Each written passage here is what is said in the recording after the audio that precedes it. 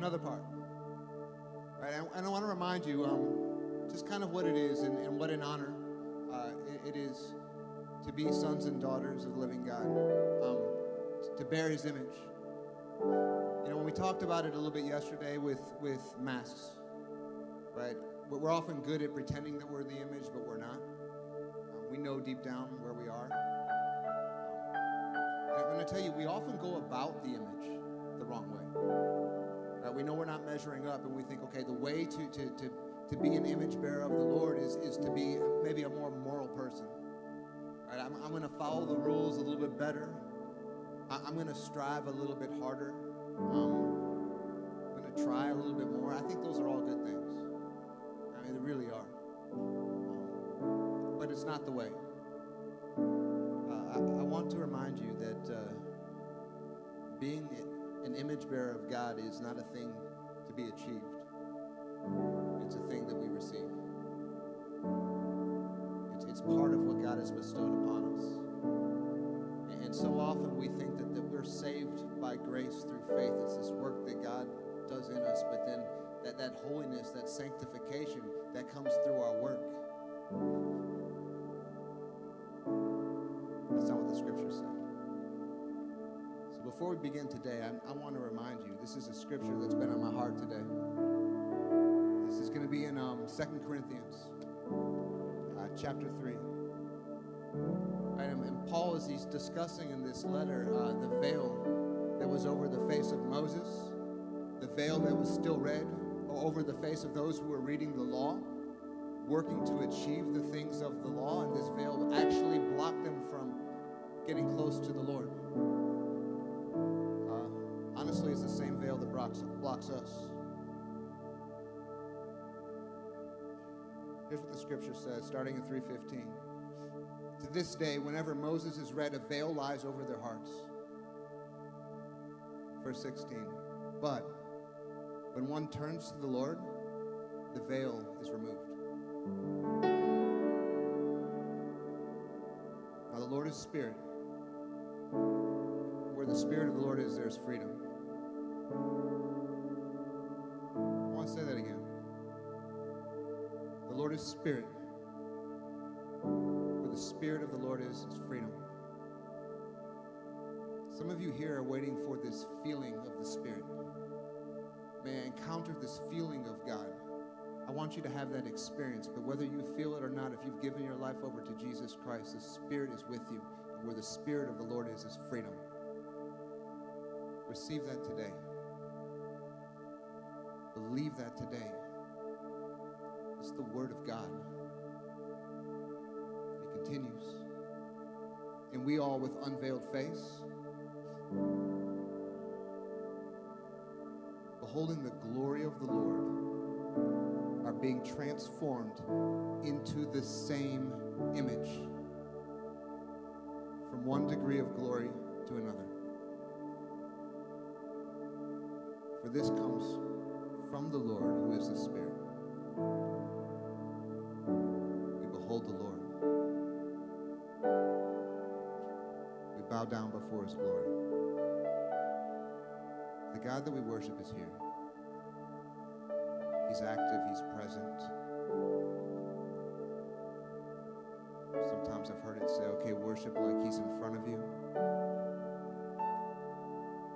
Worship like he's worthy. So give him our worship today. He's worthy.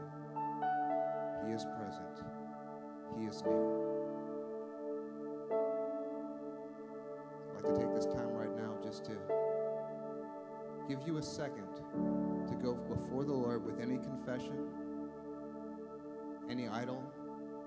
Could be the idol of work, could be that idol of morality, any of the things that are truly keeping you from worshiping him freely, and just lay them down. Just lay them at the altar. All right, let's take this time.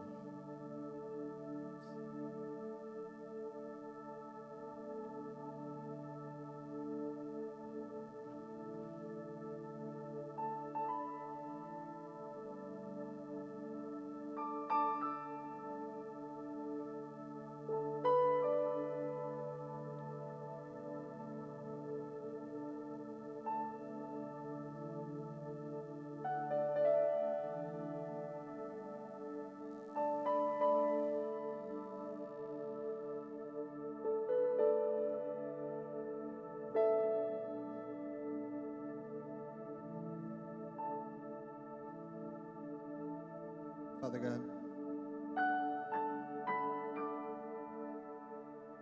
you are worthy. You are worthy of our adoration. You are worthy of our praise. You are worthy of all of our thoughts. Lord, you are worthy of our conversations. You are worthy to be the center of our desires.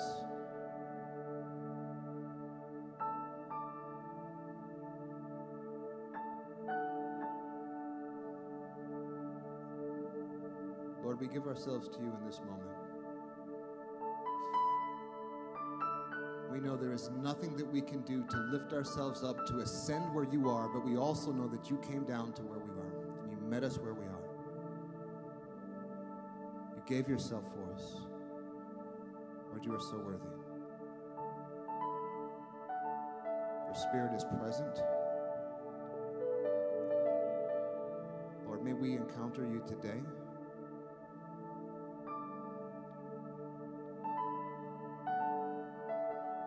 Lord, I want to pray for the one who's struggling right now to see you. May you give us just that conviction and that assurance that even when we don't feel you, you are right here with us. Lord, you are worthy. Whether we experience you or not, you are worthy. Whether we feel it or not, you are worthy. Whether the things in our life are good right now or bad, Lord, you are worthy of all praise and adoration. Father God, we come before you right now knowing there is only one way that we are sanctified in you, and that is through your Holy Spirit. Lord, may you move from glory to glory. That is your way. And Father, you tell us, Lord, that when we seek you with all of our hearts, we find you. Lord, our hearts are broken. They're hard. Lord, soften hardened hearts today. In Jesus' name. Lord, where your Spirit is, there is freedom. Your Spirit is here. Give us freedom in Jesus' name. We cannot worship you the way that you deserve apart from you in us. Lord, move in us. Father God, we thank you. Thank you. Who are we that we can come before the God who created everything and bow down and just have this intimacy? Lord, thank you for this intimacy. Thank you for making a way. Lord, we thank you for your plan that you have in this conference. Father, I just pray over everything that you have planned for tonight. Lord, may you purge us of anything that is unbecoming. May you knock down the idols of our hearts. May you turn our eyes and may we behold your glory. Lord, have your way. Father God, this time is yours. This worship is yours. Lord, we are yours. Have your way. In Jesus' name we pray. Amen. Let us worship him, for he is worthy.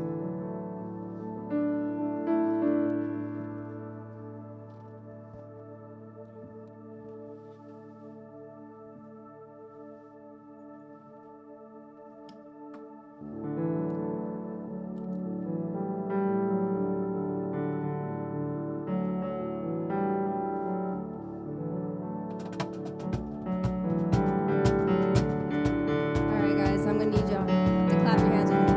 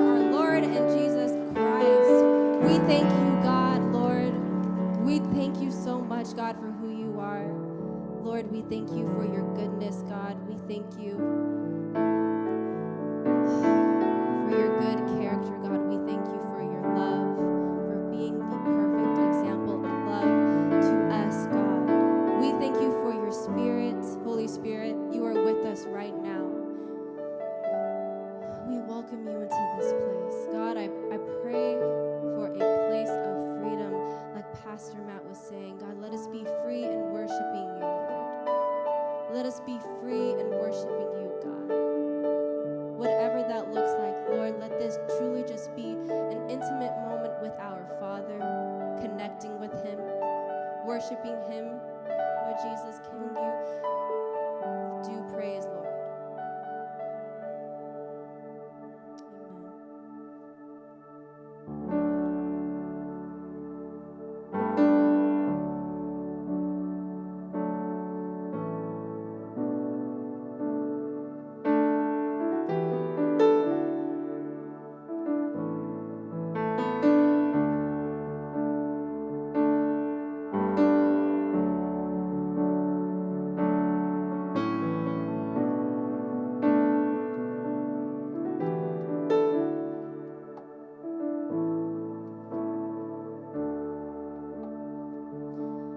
Just say yes. You lead the way. I'm not afraid of what it means for me to say. This life you gave is not my own. I'm trusting you to hear my yes and lead me on. Yes, Lord. Yes, Lord. My life, it is yours, and I'll just say yes. You lead the way. I'm not afraid of what it means for me to say. This life you gave is not my own. I'm trusting you to hear my yes and lead me on. Yes, Lord. Yes, Lord. My life, it is yours. Yes, Lord. Yes, Lord. Yes, Lord. My life is yours. Yes, Lord. Yes, Lord. Yes, Lord. My life, it is yours, and there is peace when I say yes. I might not see it now, but you saved the best for all who trust you and obey. There is an answer, no more delay. And there is peace, and there is peace when I say yes. I might not see it now, but you save the best for all who trust you and obey. There is an answer, no more delay. I'll just say yes, yes, Lord, yes, Lord, yes, Lord. My life, it is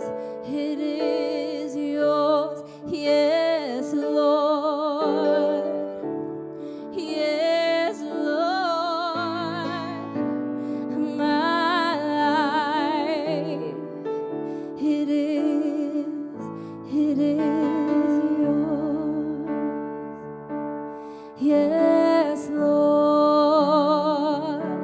Yes, Lord.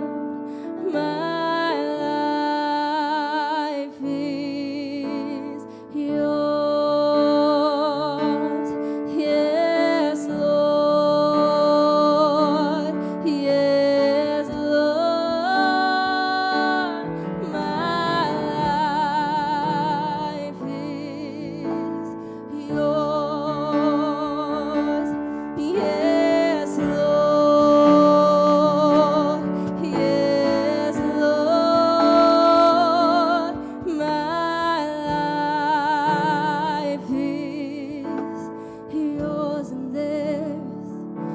there is peace when I say yes. I might not see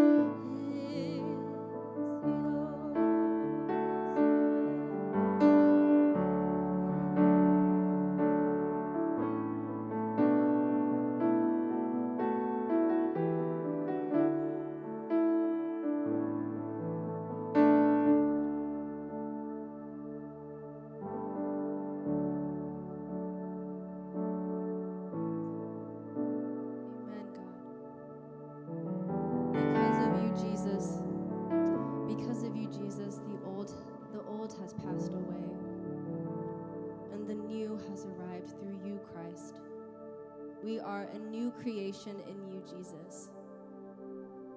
We are a new creation in you, God.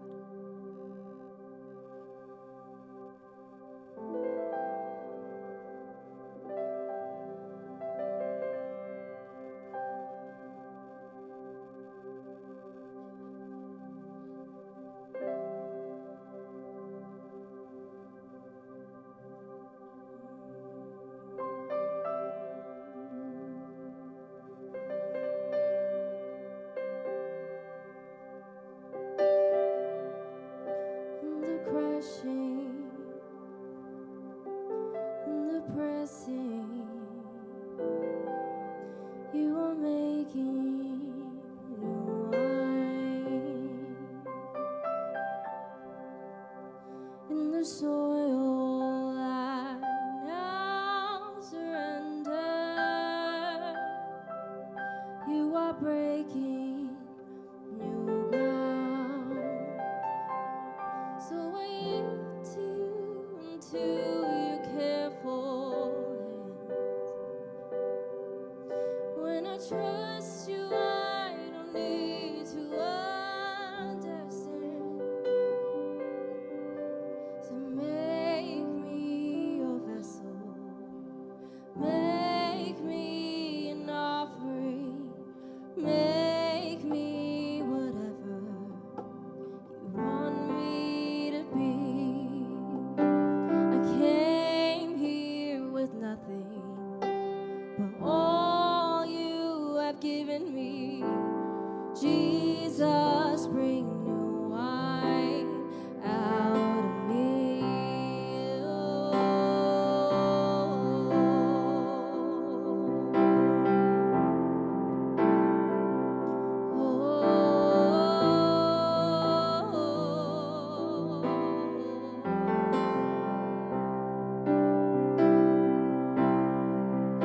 In the crushing, in the pressing,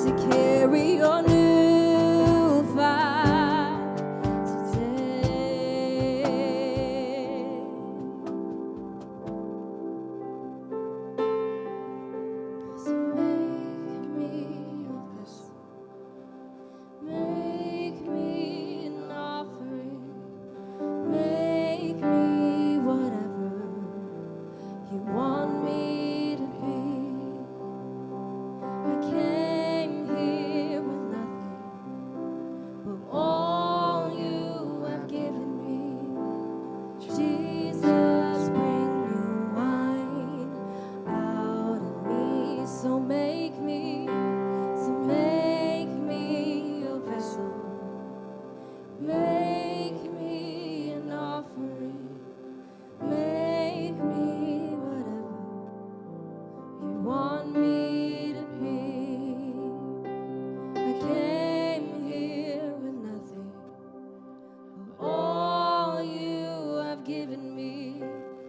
Jesus, bring new wine out of me. Jesus, Jesus, bring new wine out of me. Jesus, Jesus, bring.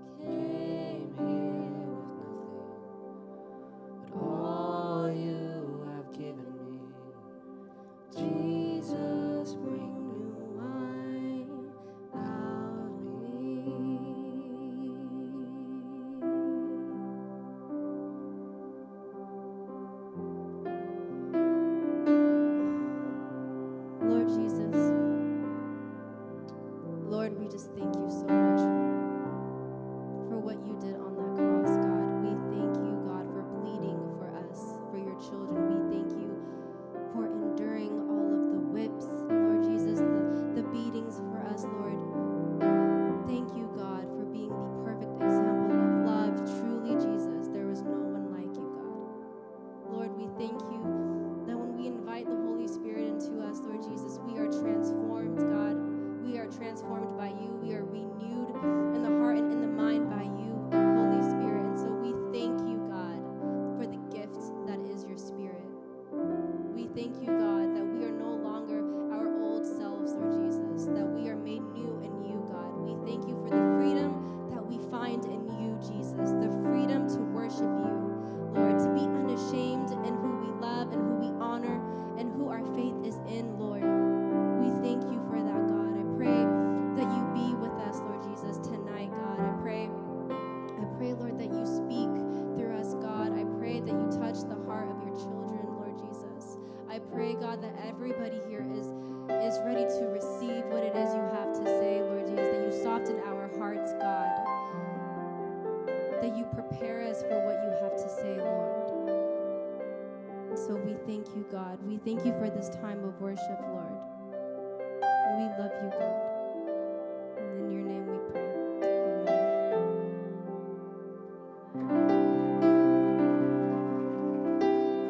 I'd like to invite up Isaiah and Loza.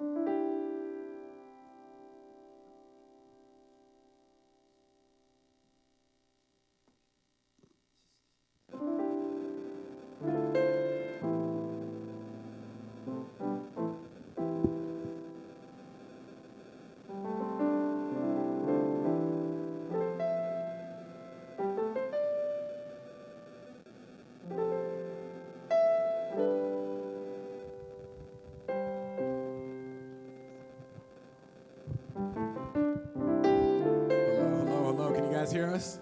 Hello, everybody. Good to see everybody. Hey guys, we need an icebreaker first. Yeah, you guys, I got to say, I was a little impressed at how long you guys were going into the night yesterday. We drove by Cane's at, what was that, 2, 3 o'clock, and you guys were still going strong. We didn't drive by, but we heard y'all was up, you know. Yeah. Way past our bedtime. So how have you guys recovered? Is everyone rested? Yeah? So? Okay, you know what? We're going to count on the Spirit to keep our eyes open. But you know what? It's not about our physical eyes, it's about our spiritual eyes. May He open that first, right? So you know we'd like a good icebreaker. I see y'all with blankets. It was cold up in here, but it feels way better today. Yeah, so I brought out my Miss Rachel yesterday and had us do some wiggling and jiggling. And what y'all think I'm about to do today? We're going to do it again. All right, so everybody stand up. Let's do it. Come on, let's do it. Everybody stand up. Brother, you too. 4th row down in the corner. Thank you. All right. All right, so everybody reach your hands up really high. Wiggle your fingers. Reach over and pat the back of your friend to the side of you. Touch your toes if you are flexible, and if not, this will be your 5-second stretch. 1, 2, 3. Jump up and down 3 times. 1, 2, 3. And finally, we're going to wiggle for 10 seconds. I'm going to go past your comfort level a little bit.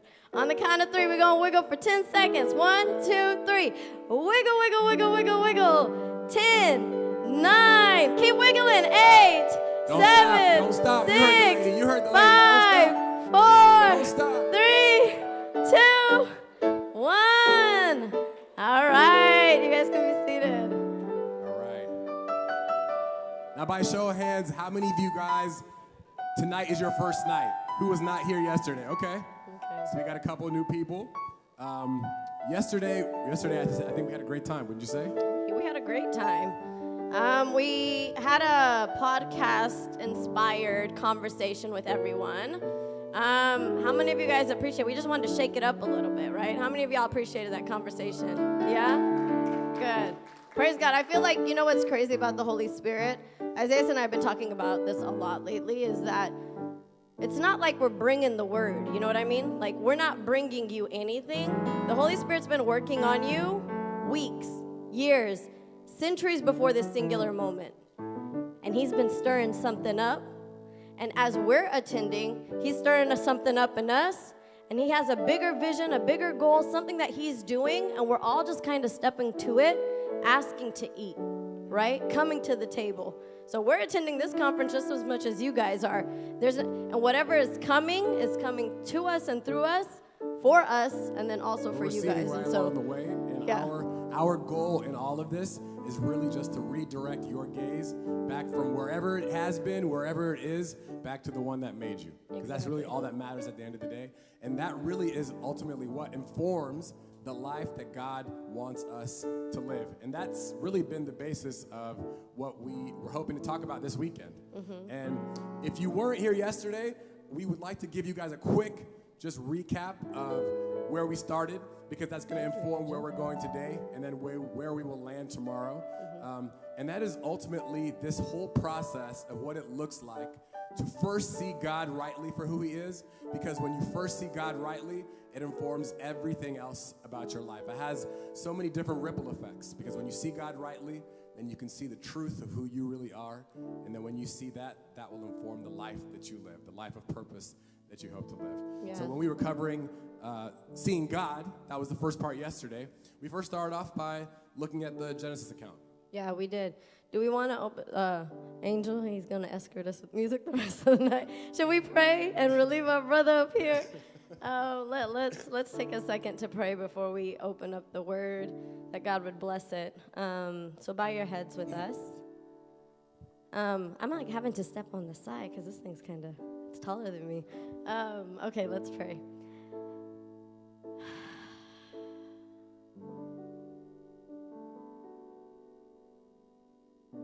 Thank you, Jesus.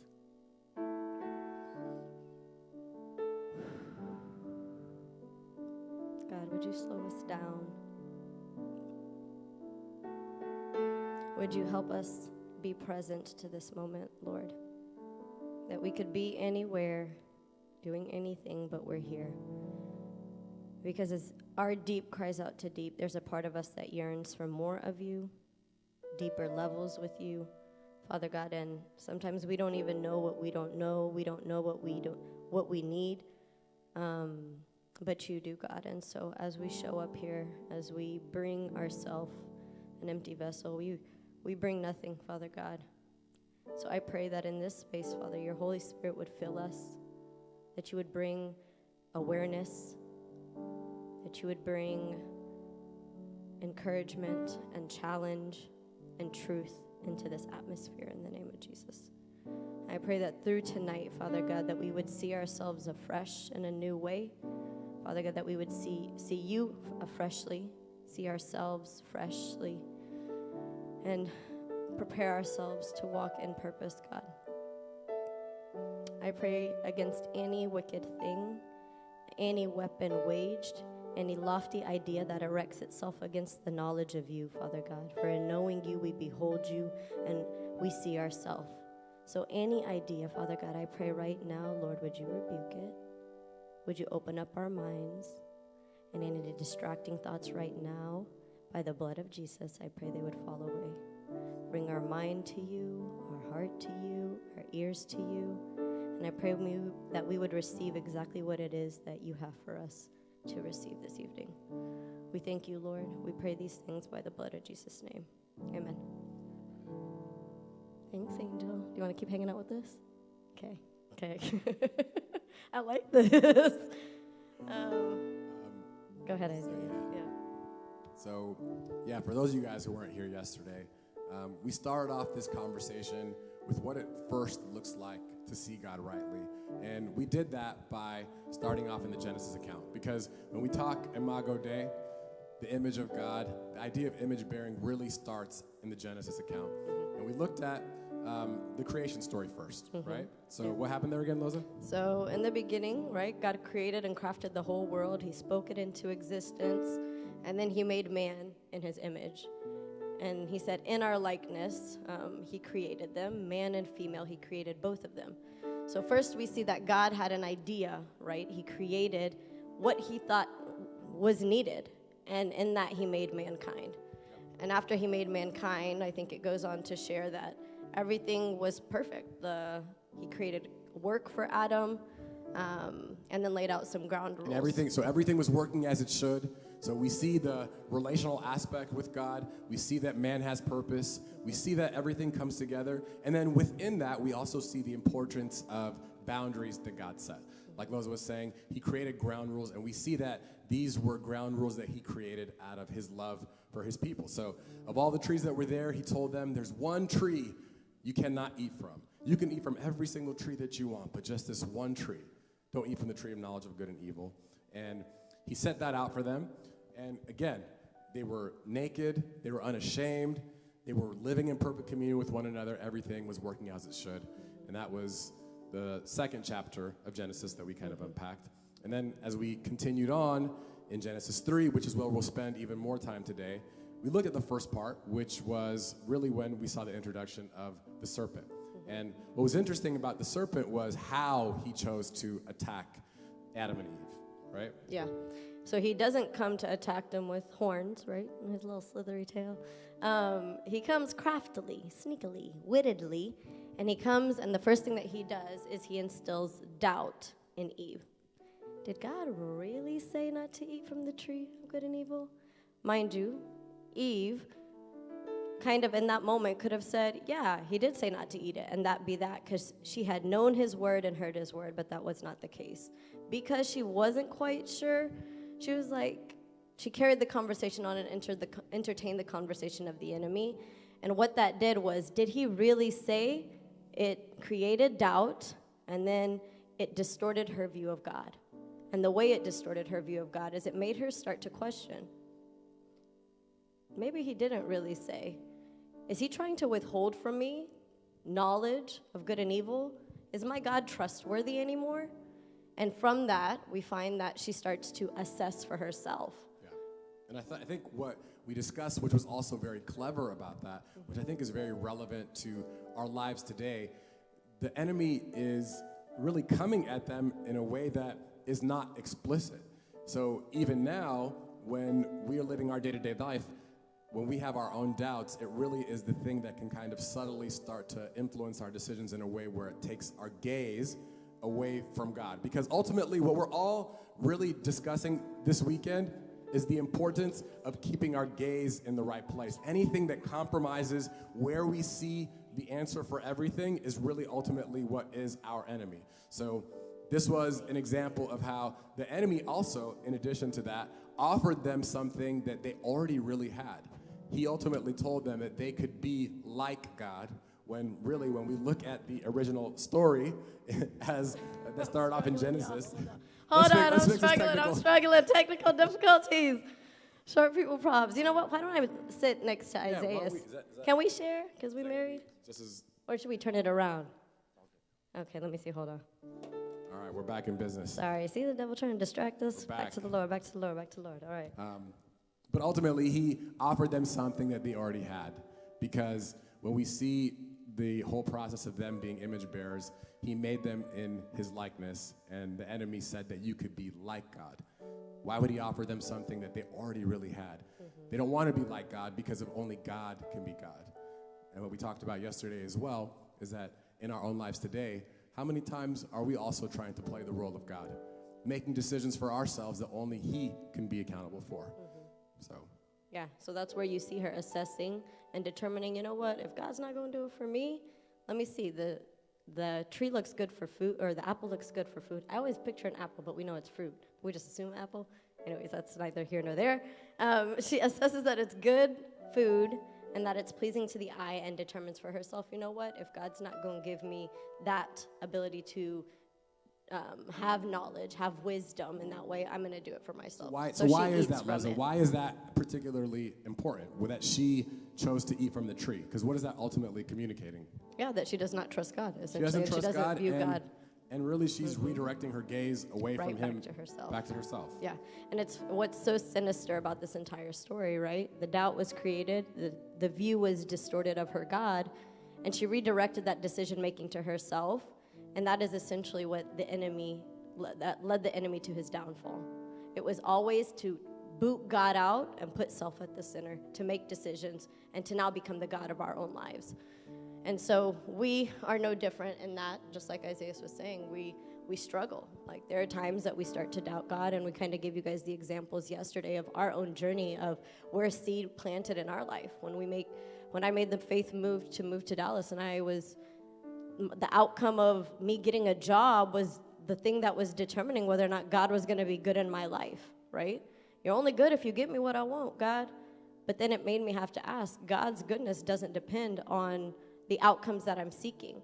Therefore, it's better for me to trust the authoritative voice of God that knows better, that sees higher, that has been where I haven't been, and just trust that all things are good. And so there are different ways that we all manifest this original sin in our lives every day.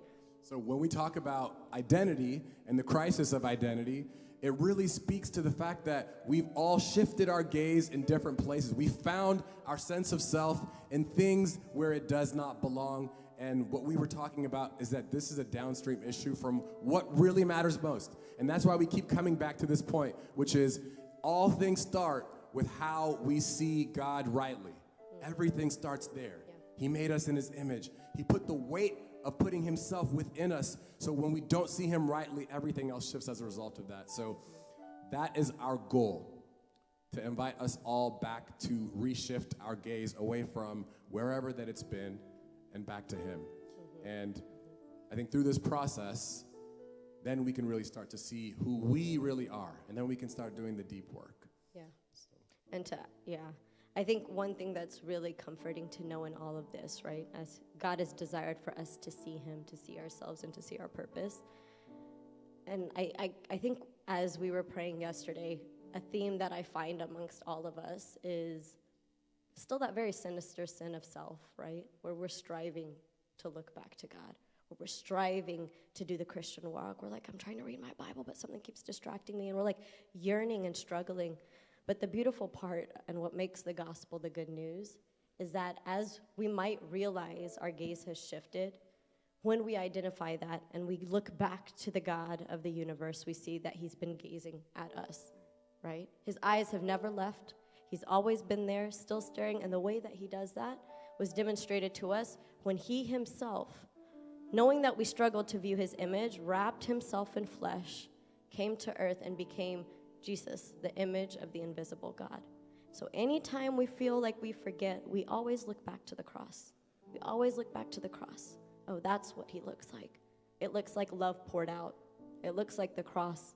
It looks like all of those things. And from that place, when I keep my gaze there, then I can finally see myself.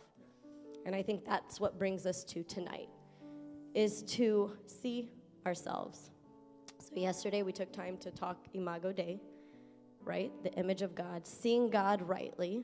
Now today, we got the wiggles out, we got the jiggles out, taking off masks. We are going to press into what it means to see ourselves rightly, okay? So And in that process, we're going to do different things tonight to kind of help us invite that sense of awareness, because that's what God is really calling us to do, just to really see the truth of who we are in light of him.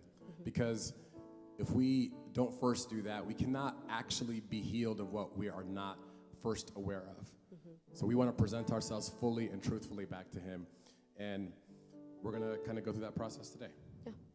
So if you have your Bibles with us, we're going to keep going in the story, right? And if you ever want to know where did it all go wrong, let's go back to Genesis, right in the beginning, when it actually all started. So we're going to go to Genesis 3. And for the techie guys up there, thank you guys for your help in getting our PowerPoint up here. If you guys are able to actually pull up the verses before we go into the slides, we'll do Genesis 3, 9 through 13. And so right before this passage, right before we dive into this, we had touched a little bit of it yesterday, and that was where the enemy had already come in, had asked her, did God really say?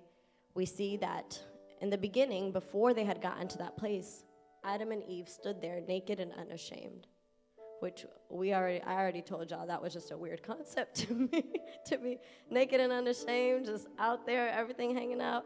I don't know. But they were naked and unashamed because God was there and they had nothing to hide and they were safe.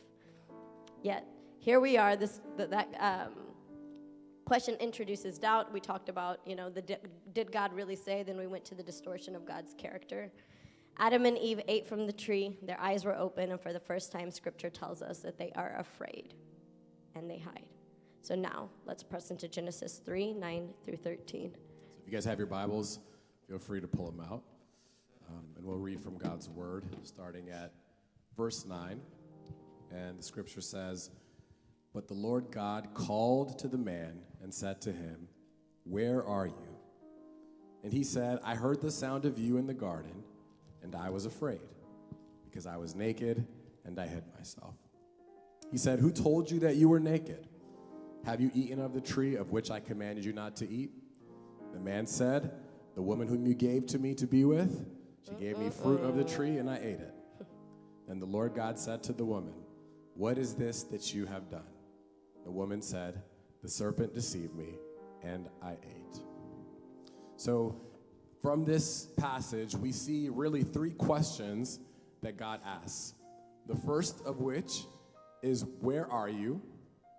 The second of which is, "Who told you?" And the third of which is, "What have you done?" And I want you guys to keep these three questions that the Lord asks within you as we kind of go through what will also be an exercise tonight, because I think the Lord asked them for a specific reason, because we're going to use these things also to be self-reflective with our own selves. So where are you? Who told you? And what have you done? Okay, so let's start with the first question. So we're going to walk through this. We'll have some workshopping, so prepare yourselves, okay? So we're going to start with verse 9, if you guys want to pull that back up for us. But the Lord God called to the man, "Where are you?" So when God asked this question, you think he didn't really know where they were? It's not rhetorical. Yes or no? No.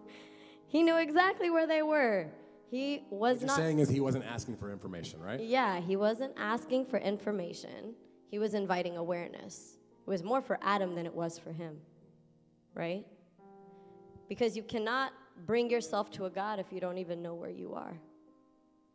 And so in that, we find that the same God who asked that question to them in the garden can really ask us that same question. And it might not be that in a physical sense, but figuratively. Where are you? Emotionally, mentally, spiritually, in relation to God. I think what is so shocking to me when I read that is that it really does show us that God does care about our sense of awareness about the situation. And I think for someone like me, I don't know if this is a guy thing, I don't know if it's a me thing, but I used to, even you could attest to this, I used to take pride in the fact that I was not even really a reflective person, as crazy as that sounds. None of that journaling stuff. Yeah. You know, because like my friends would get me to try to journal on this, but I'm like, what's the point of journaling when I can just be effective and moving on to the next thing and knocking off the next thing off of my list of things to do? It almost felt like it was like a meaningless endeavor just to sit down and like reflect. But here what we see is that God does see something important in us taking a moment to really be aware of what's happening around us. So I think this is really just a mandate from the Lord in that sense. Yeah, and I think that, just that awareness, right? You don't know what you don't know. And I think God gives us that invitation to ask, even ourselves, where am I? That's a good question, God. I don't know. Where am I, Lord? Would you show me? And so that is the first thing he asks. And as he's still asking us today, it's not, again, to shame us. it's to lead us back home, right? There's always a fundamental reason why he's asking these questions. So in verse 10, we see that the scripture says, Thank you. he answered, I heard you in the garden, and I was afraid because I was naked. So I hid. So the interesting thing here is that they did not suddenly become naked, right? As we've talked about, they've been naked, but they finally got the awareness that they were naked, so they began to cover themselves. And the unfortunate truth about this awareness is that they stopped running towards God, and they started running away from God. Yeah. And so aware and afraid, they hid. So if I could have my tech friends pull up our slides, we kind of see, praise God for scripture. We ain't got to look anywhere else but his word for answers, right? We'll go to the next slide. It introduces a framework that we can follow. That nakedness plus their fear led them to hiding. Okay? Again. Can you explain that a little further in terms of how that relates to what we're going to be kind of doing tonight? Yeah, so that nakedness plus fear equals hiding is an interesting, it's an interesting framework, right? I use the word interesting a lot, don't I? That's a fascinating framework. Because we're just pulling from scripture what exactly is happening. Initially, in their nakedness, there was a sense of safety in God's presence. Therefore, there was a lack of shame. They were able to show up fully as themselves, bare and exposed. But in this instance, what we find is in that nakedness, now that there's a degree of fear introduced because of that nakedness, they felt the need to hide from their God. And it's not that far off for us to say that we do the same thing. So if you go to the next slide, we can translate nakedness as being the vulnerable truth, right? So imagine when I just told y'all the Korean spa, naked and ashamed, it's not even that degree of the physical nature of being naked. It's like when you show up in the mirror, just makeup off, clothes off, you're naked and you look to yourself and you see yourself not just in your physicality, but deep down in who you are, in your vulnerable nature, parts of you that maybe the world doesn't know about. That is your nakedness. That is who you are, your naked truth. So when you couple that with fear, what happens to human beings when we're put in fearful situations? There's a natural inclination for self-preservation, right? I just told that to y'all, and immediately I'm like, ooh. There's a desire to kind of want to cover up because that's human nature. That's how we've survived for centuries because of the brokenness, right? Because of the fall. When fear is present, we respond. There's a reactivity to it. And the way that we react is there is a degree of hiding. So there are compensating behaviors that we have that try to cover that up. So the question is, where am I hiding, Lord? Where am I? Help me see that. And I think what's interesting about this too is that these compensating behaviors, sometimes we attribute them to our personality. Oh, I love to, overcompensate by being a perfectionist. I'm just a perfectionist. But like really what is driving us to be a perfectionist? Like what are we really trying to cover up or overcompensate? And I think what this really points out to us is that sometimes the things that we do, if we were to be reflective about it, there's something that's driven us to this point, and we're not even conscious of what we're doing. I oftentimes have not been conscious of why I do what I do, but when you really take back and step back and peel back the layers, you realize, oh wow, maybe there's some places where I haven't been trusting God. Maybe there's some places where I haven't really seen him rightly. And that's what we're going to talk about a little bit more too. Yeah, so just to give you guys context, I'm going to bring y'all in, okay? So I talked about nakedness. I'm about to get naked. Not in real life, but figuratively. If you can move on to the next slide. We brought this picture. So for those that don't know us, again, Loza. This is Isaiah. This is our crew. This is our crew. That's Selah, the 5-year-old, Christian, the 3-year-old, and Sami, or Sam, our 1.5-year-old. So the reason I share that with you is when I say Loza, if you would imagine with me an iceberg, right? That at the tip of the iceberg, above the waterline, this is what you see. This is what the world sees. You see maybe a mom, someone that's Ethiopian's got curly hair. You see, and you don't, but for those that may see me on the outside, if in talking to me for maybe 5 minutes, you'll discover that I love the Lord, that I'm a Christian, I'm a wife, I'm a mom, that I'm a pharmacist, Those are things that I can tell you, who is Loza? I'm like, that's who I am. That's what I say on top. But using that same imagery of an iceberg, right? Do you guys know what everyone knows what an iceberg is, right? It's a big chunk of ice, took down the Titanic. Essentially, you see the top part, but what's crazy about an iceberg is that's just the surface, above the surface. Beneath it is a grander, more large ice chunk that sits beneath. And that's the part of us, right, that the world doesn't see. That's the part of us that only we know and only God knows. And sometimes we don't know what's down there. And so in discovering that, that's where our core beliefs about ourselves lives, good and bad. It might be where we hold our shame beneath the surface. It might be in things that, we fear that live in that space.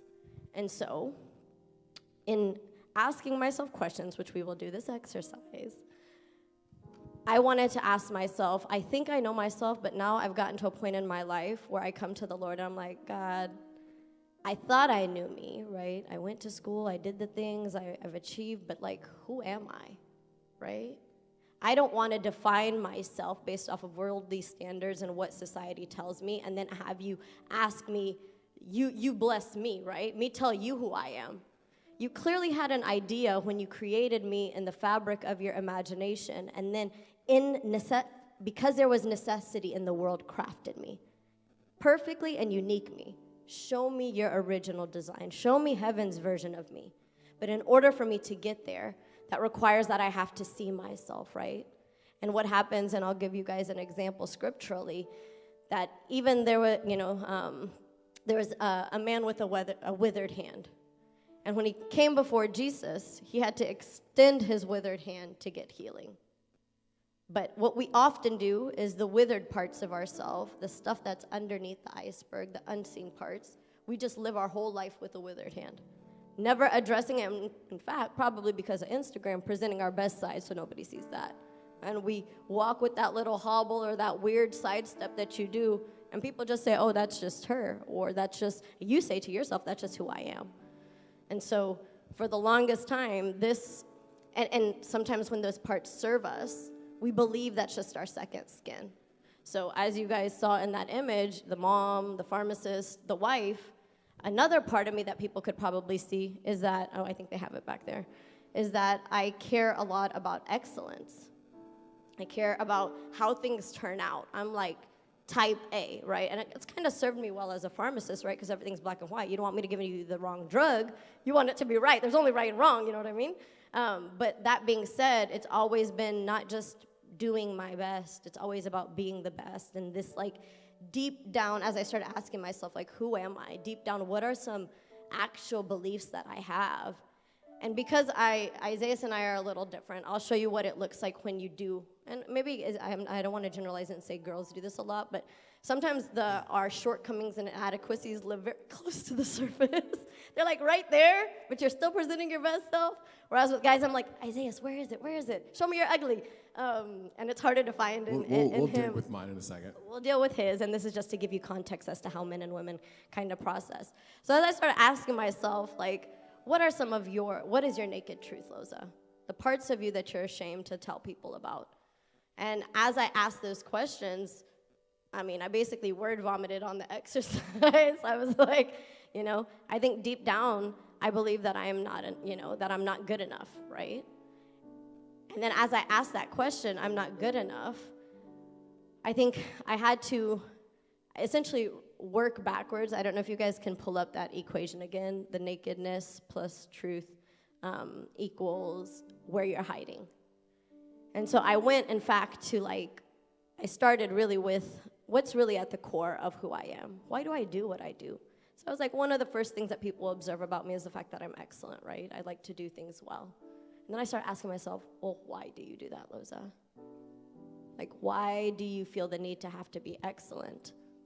And then as I started unpacking that, I was well, growing up, if I didn't bring a 100, if I brought a 98, there was always it's 2% off. So I started processing and lack, and that might be a family upbringing that kind of introduced the thought. And then over time, as I ruminated on it, I was if it's not 100, it's not good enough. So A best didn't agree with me, like do your best. It was always be the best. And as that toxic level of the toxic level of excellence kind of showed up in my life, I started asking, like, what is your greatest like fear? Like, why are you overdoing stuff? And it was like, maybe because I feel the need to overprove myself, because I do feel at my core maybe not smart enough in certain spaces or not good enough in certain spaces. Maybe there's a deeper lack within me, and it's imposter syndrome when I'm in certain atmospheres, so then I feel the need to cover that truth, right? So the fear of being exposed, or the fear of me recognizing that maybe somebody could see that in me, that I lack, made me have to overcompensate by being 100%, because you can't fall 100 if you're at 100, you know what I mean? There's no error for margin. And I learned that in myself, that in, again, the nakedness, my vulnerable truth was that I was not good enough. The fear was that if I'm not good enough, I will not be received, right? I won't be accepted, because that's what I learned. And what did that manifest itself in was excellence. So the unfortunate reality is when I started peeling back the layers, I was like, wow, so you've lived your whole life trying to escape that fear of not being good enough so you aren't accepted. What a terrible way to live, instructed by societal expectations, informed by your parents. And I think what I came to discover is in that sitterness, that fear, I was compensating, but in that space of fear, what was happening was that was now where I had placed my gaze, the acceptance of others. It wasn't back to God. And I started to ask myself, what would it be to actually be excellent, not from a desire of trying to hide that part of me, but what would it look like to be excellent because I actually just want to honor the Lord with my work? That is it in wholeness. That is it in purity. That is it from the Lord's approval and who I am, rather than having to live compensating and masking something that deep down could probably use exposure and healing. And I think what makes that so interesting is that really, as she just described, on its surface, you guys would never be able to tell the difference. So when you look at that picture, you see what you see, and that's it.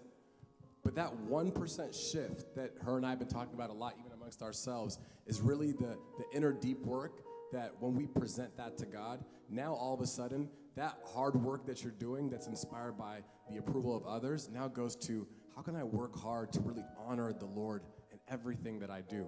And I think that even if it's not like a huge shift that's happening, that 1% really does makes a big difference in how we present ourselves before God. Because I think why we do what we do matters even more to God, because he sees the heart, right? Yeah. So making sure that we're right before him in that way is really, part of what this reflectiveness is really bringing us to. Exactly. So in helping us identify where we're hiding and bringing that before the Lord, but essentially and ultimately, true worshipers worship in spirit and in truth, right?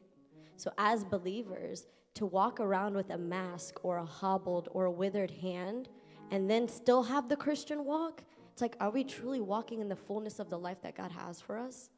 What would that look like to be exposed before him and unashamed, and to walk as your true self on this earth? Something glorious could happen when you start image bearing to that degree, right? And so that is our hope today, is that we can unpack that. And so I don't know if we're having some tech difficulties, but we can just go on to the next verse, and using that as an example, and as you sit and kind of reflect for yourself, start asking the Lord to inspire thought within yourself. Because in a moment, we're going to all find our own place within the room. We're going to go through a worksheet that's going to help us kind of talk through these things for ourselves. So just keep thinking about that. But the next part of the scripture that we're going to look at is in verse 11. And this brings us to that second question that we see asked. There was the where are you? And now we're going to look at the second question that he asked, which was, who told you? And in verse 11, it says, he said, who told you that you are naked? Have you eaten of the tree of which I commanded you not to eat? And here we see that God was asking Adam and Eve who they had given authority to, because he had ultimately told them what to do. He established for them what they were supposed to do. But because of what they did, he now knew that they had given authority to somebody else. Someone else had instructed what they were supposed to believe. in this scenario. So for us, if we were to look at this in a context of how it applies to us, who is instructing what you do? So are you taking your influence? For me, for example, sometimes I don't realize that my influence is coming from society. Society says that I'm supposed to grind, and I'm supposed to hustle, and I'm supposed to do this. And because that's what society says is expected of a man or expected of a black man, whatever the case might be, I know I have to live up to this expectation. But does that align with what God said about me? So before we know it, now we're taking authority from different things that are not God. Or for a lot of us, especially coming from an immigrant community, we might be taking our instruction from our family. Now, we have a duty to honor our father and mother, but what are the things that we are doing in our day-to-day life? Being instructed by the things that people in our family are saying, even if they have what's best for us, that does not quite align with the truth of God's word. Exactly. So it could be family, it could be your community, labels that other people have given you and that you've just ruminated on for years, and now it is just who you are.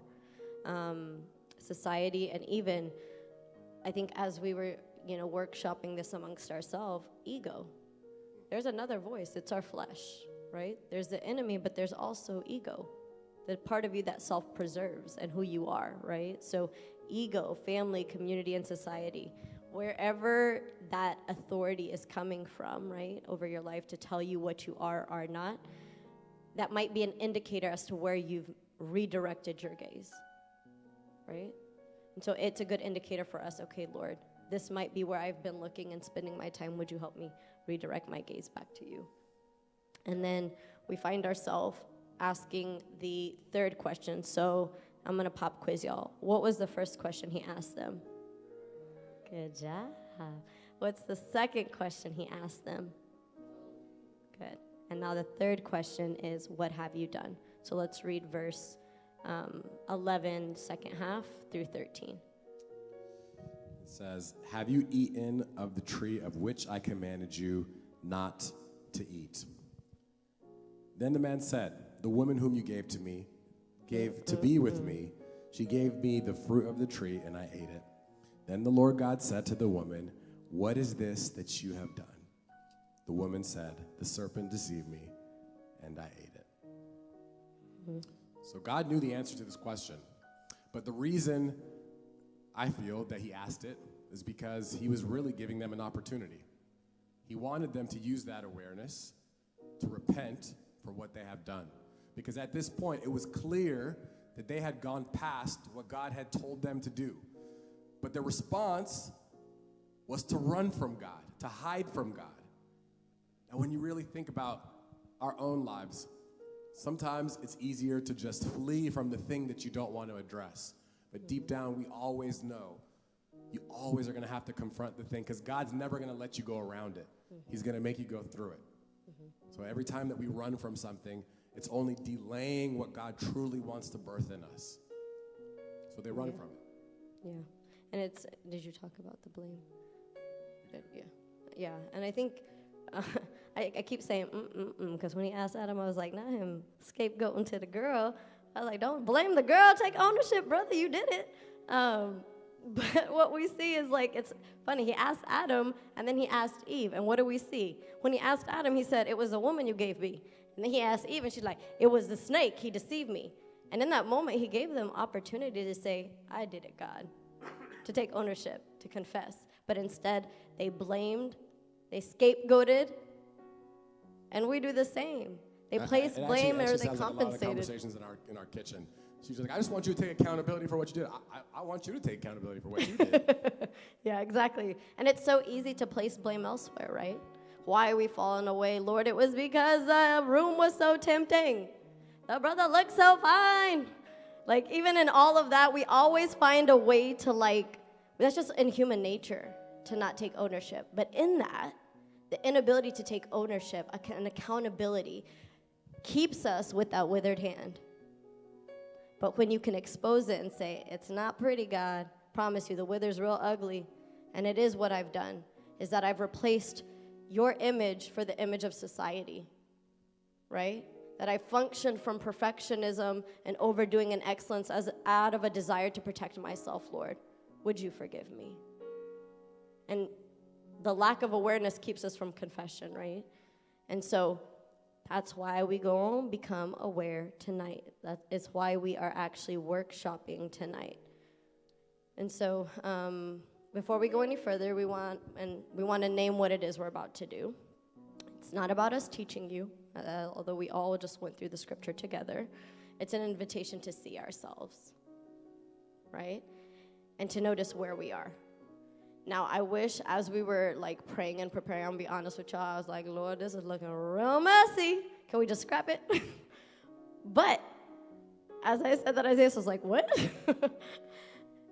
Even in me saying that, it's because the humanity is messy.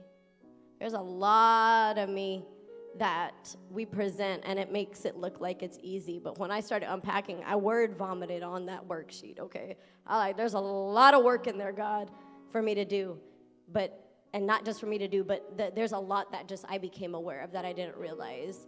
That I'm not operating from the wholeness that you have for me, from the place of being seen and loved and valued by my God. I'm functioning from hidden areas of my life that I've just explained away as myself, my pride, my perfectionism, all of my overcompensating, my excellence.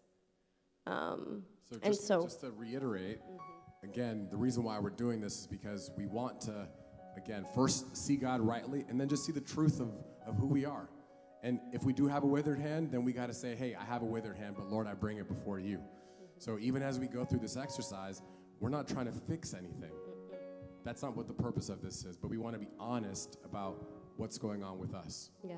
And then in due season, as we continue to present these things before the Lord, as we go and find help through therapy, whatever it is, then God will address these things appropriately. But tonight, we want to use the workshop as a way just to draw our attention to things that maybe we've shied away from, or maybe we've been running from. And then when we can identify those things, then we can really start seeing what else God has in store. Yeah. So as we lay out the ground rules for this, the biggest thing that I ask you is that you would bring your whole self into it, right? You can only extract what you can based off of what you put in. So if you're like, this is a dumb exercise, it's going to be a dumb exercise, okay. But if you come in saying, Lord, I'm actually ready to receive, would you show me? Are there areas in my life that I'm hiding? I want to see that. And I want, in doing so, not just to redirect my gaze to you, but to bring myself to you and essentially and ultimately find truth so that I may be a worshiper in spirit and in truth. And that my life would be worship for you. And that in seeing myself finally, that I'm able to see my purpose. And so this space is meant to help us identify where we're hiding, notice where fear has shifted our focus, invite confession without shame, and redirect our gaze back to God through the cross. So if you guys can pull up the slides again, I'll also have Helen, I don't know if she's in the room, I'll have her send the link to this worksheet. We're going to go digital. And it's going to get good also because this is not a teaching setup. Is that what you were going to say? Yeah, I think we're going to break from the audience type of dynamic. So in a second, we want to give you guys all a chance just to find a comfortable place in the room. So it could be in the middle of this row. It could be on the side of the wall. It could be up here. But break out from where we're at, and we're going to use this opportunity just to individually dive into the document. And through this process, we'll help facilitate, and we'll go through. We'll do a real-time workshop on Isaiah. Real-time model with me. I'll put myself in the hot seat, and using that as like a reference point, and then you guys can also do the same for yourselves from your seat. And then after we're done with all this, we'll invite the worship team back up. We'll have another time of worship, and then we'll have the leaders up here that will be available for prayer for those of you guys who want to help, who need just to also confess back to the Lord and just to have someone pray for you. Yeah, it says confess your sins to one another, and you will be healed. So treat this like your bedroom, right? We're always in a rush. I wish I could. I'm an Oklahoma girl, so I feel like my tempo of my heart is slow. And that's where I feel like in the slowness, right? Slow me down, God, is where I get a chance to like catch a breath and see myself. We're on social media, we're scrolling, we fill up all of our white space in our days with just a text here, an open there, a this, a that. and maybe we don't actually get the time to be self-reflective. So this is your moment. Treat this like your bedroom, that it's only you and God. And that's why we don't want you guys seated. I want you guys to find a corner. I want you guys to humble yourselves, come sit on the floor, and let's do the work. Don't let this be a missed opportunity. Okay. God's brought us here for a reason, and he's ready to meet with us. So I think it's a good time where everyone could just step out, So we'll give you guys maybe 3 minutes to find your space. And then we'll regroup in about 3 minutes. And if I see you seated at your seat, I'm going to tell you get up. So I know y'all was hoping I wouldn't, but I will. Made you wiggle. If you want, you can, exactly. Sit down like brother, work, maybe use the chair if you want to as your table. There's a lot of space up here, y'all. You guys can use the altar as your table.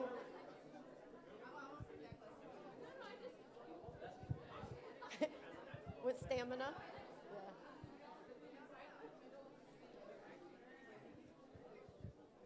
So this is going to be you and God, okay?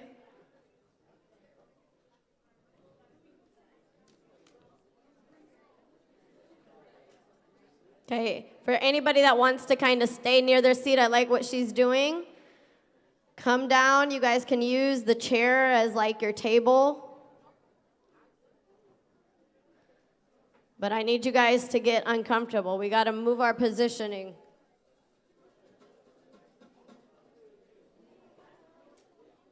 There's plenty of space down the middle aisles, just like what they're doing. You guys can line the rows. Y'all are cute. They're so cute, doing the work.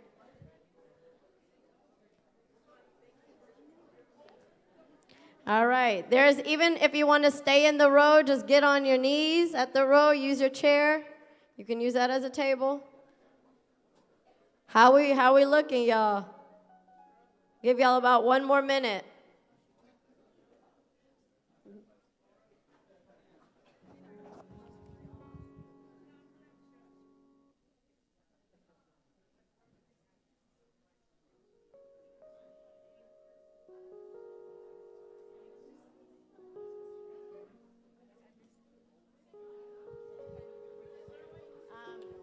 Okay, y'all. So the worksheet, you guys have it. We'll still have it up here as well, so you guys can track along.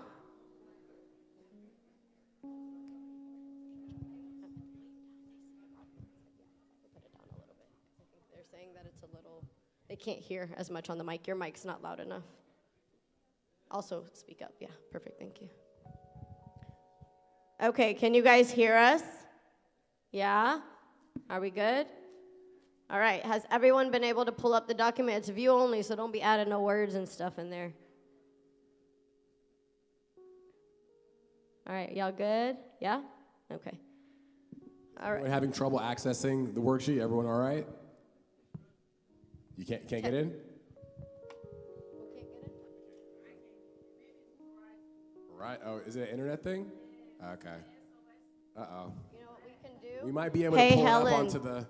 Maybe can you screenshot, whoever has access to it, screenshot the first page if you can, and the second page, and post it in the group me. What also, we actually have it, I have it up on the screen. So track along on the screen. Some people don't have reception in here is what she's saying. Oh, I see. Yeah. So it'll be on the screen.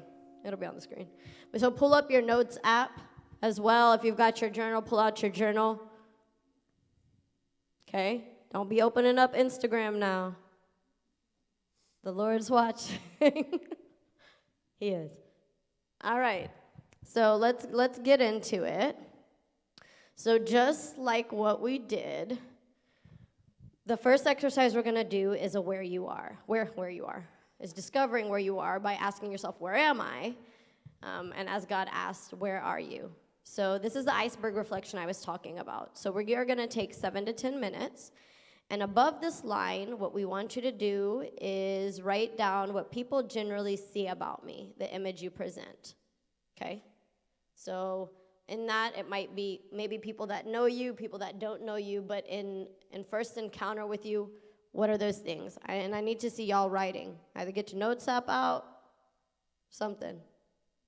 Because I might pop out and ask somebody. No, I'm just joking. This is really between you and God. I want you guys to be as honest as possible. Maybe in this thinking time we can have piano in between, like the Jeopardy style. Do do do do. Huh? Oh, should we do you entirely? Yeah. Actually, we'll give you guys some time to write, and then maybe we'll in real time show you how I workshop it with Isaiah. How about that? Do you guys want it before with Isaiah or after? Okay, so we'll do his after you guys, right? Okay. So yeah, go ahead. Give you a few minutes.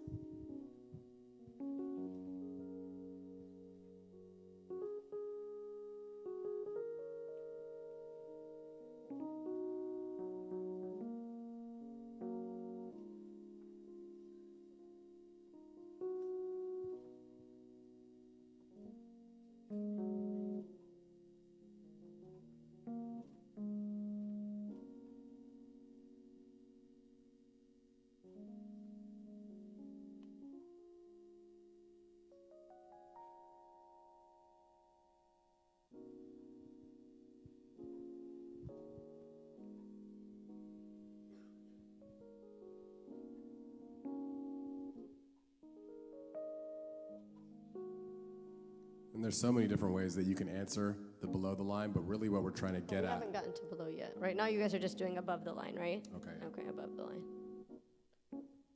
Look up at me when you guys are done so I can see when the majority of the room is done.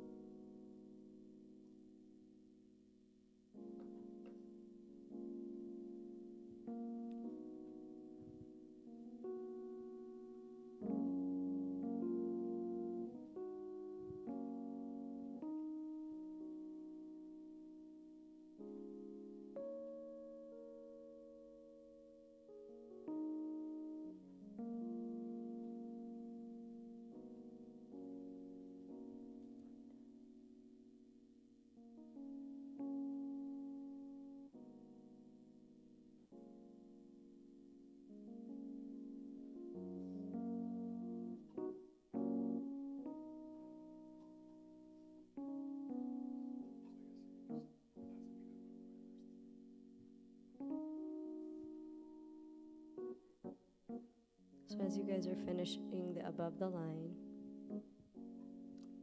look up at me so I know. This is who you are to the world, what you do. It's easy to read about you.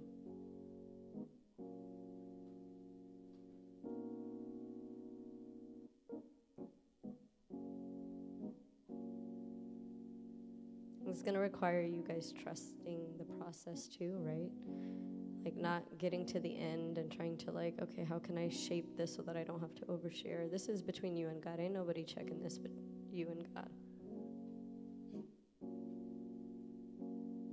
Okay, we'll give you guys 1 more minute.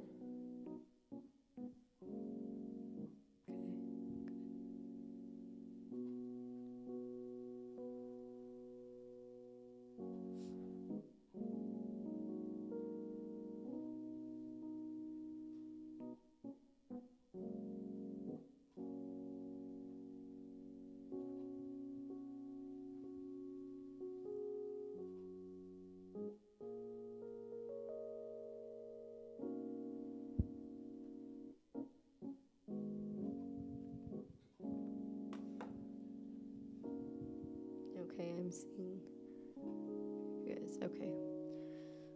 All right, so we'll move on. And I'll ask, I guess, Isaiah's. All right, so Isaiah's, when the world looks at you above the surface, what's something easy for us to know? Who is Isaiah's? Yeah, if you were to look at my Instagram page, if you were to see on the outside what people would perceive of me, you would probably say that this is someone who is a family man, someone who works hard and is serious about his profession, and someone who loves God. Yeah, and what in your profession is that? a part of who you identify as. Also. Yeah, I think that's, if you were to look at the things that I put most of my time and energy towards, that's definitely one of the pillars of my public persona and the things that I value. Okay. So father, husband, realtor. I'd say family man, I would say entrepreneur, and I would say lover of God. Okay. I keep summarizing it to 3. I was like 7 things. I'm this. So it might look different for everyone. Okay, so that's who you are on the surface. So now what we're going to do next, I don't know if, again, tech difficulties, but so then the next thing you guys have, for those of you guys that have the document, what we're going to do is now dig deep, okay? We're going to dig deeper into the below the line. What's happening beneath the surface, okay? And this is where I'm going to ask you guys to be as honest as possible. So when you are answering that, once the slides come up, the questions are a few things to prompt some introspection, right? For me, it was easy for me to say, oh, what I feel like I'm not enough of, because it, again, based off of insecurities. So if you've got any insecurities that sit really close, you can write those down. But really, some other ways to get there, and this was one of the ways Isaiah did, and we'll talk about it, is what am I afraid of? What keeps me up at night? What do I believe about myself that I've never said out loud? Or what am I ashamed of? Again, nobody else looking at your document. This is you and God.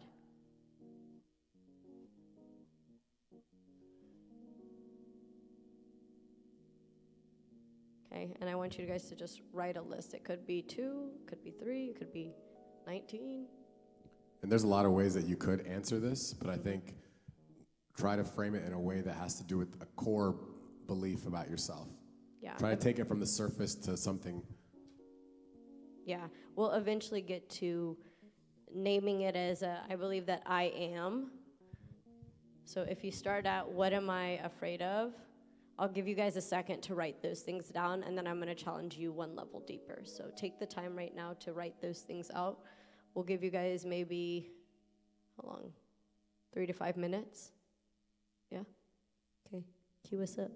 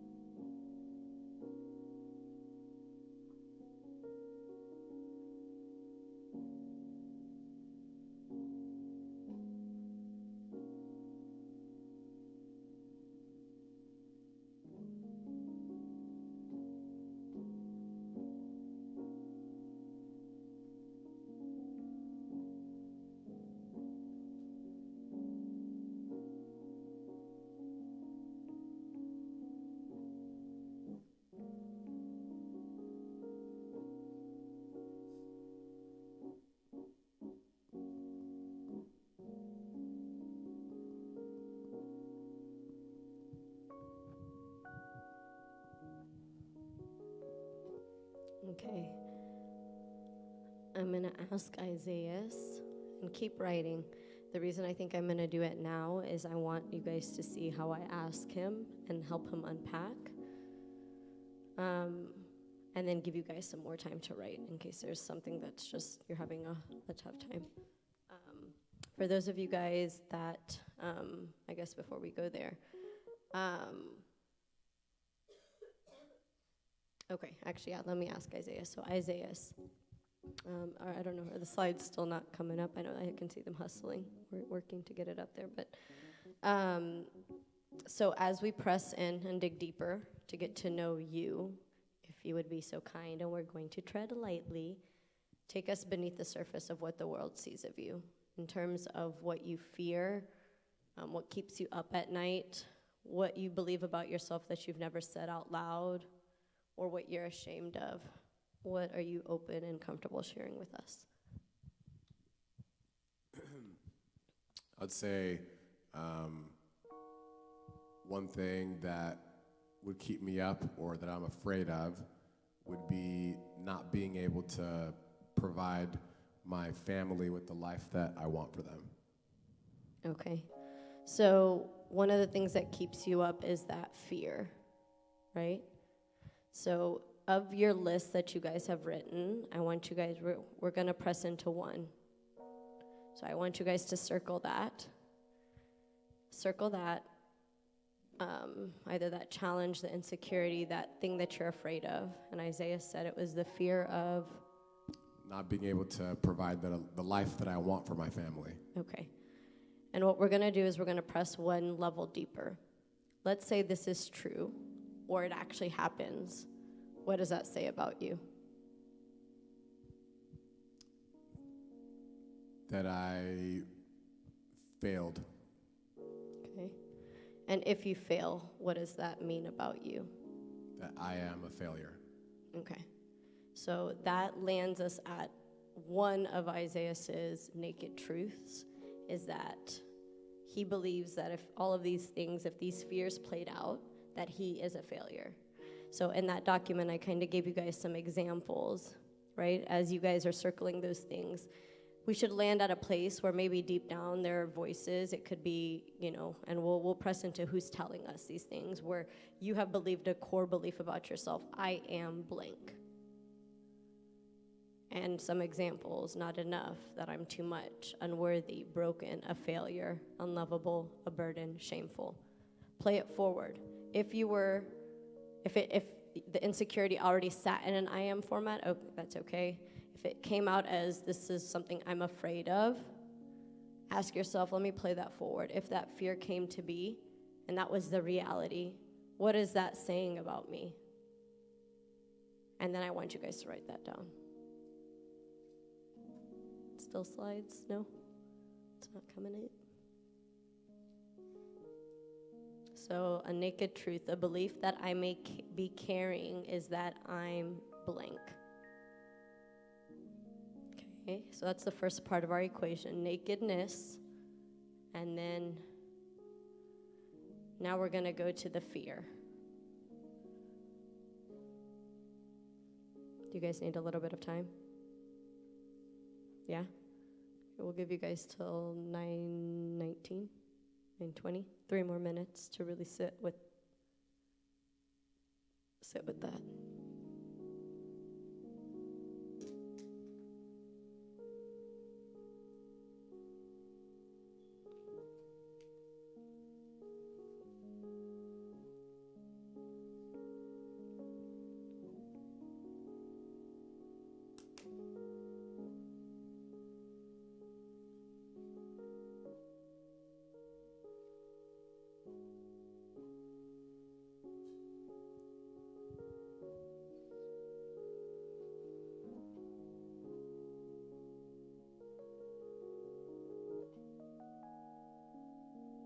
Come on, screens, in the name of Jesus, work.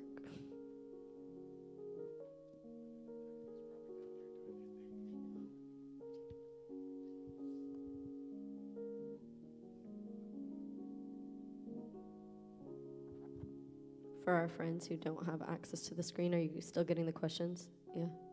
Okay.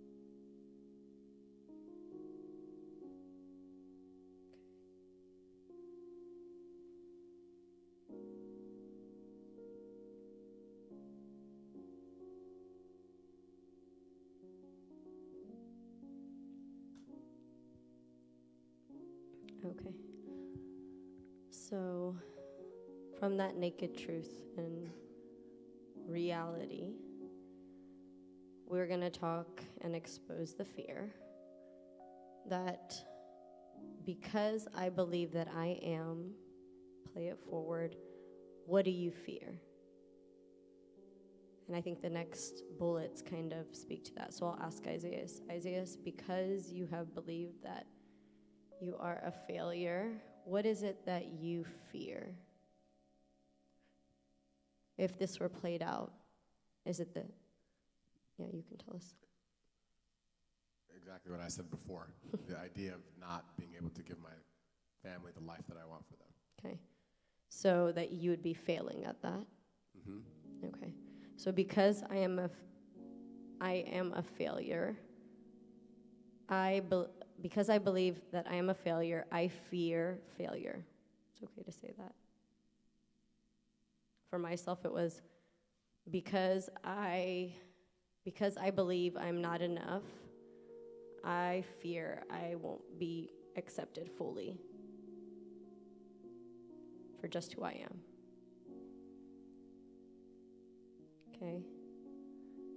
So then I want you guys, after those examples, either you're fearing rejection, or it could be that failure's on the other side of what could actually happen if you play it forward. Abandonment. I might actually be exposed and people see my naked truth. Fear of being alone or being confirmed as less than, right? That she is less than what she was supposed to be. She isn't enough. Okay, and I want us to round this out. Are you guys ready to go to the next stage? Naked truth plus fear, your fear, and labeling it. Now we're going to discover how and where we've been hiding and how we've been doing that and calling it ourself. Would the Lord show us? Holy Spirit, we invite you into this place. Give us self-awareness. Help us see ourselves, Lord. And maybe in things that we've been doing that we didn't even know were rooted in anything. Would you gently bring self-awareness to us, Lord?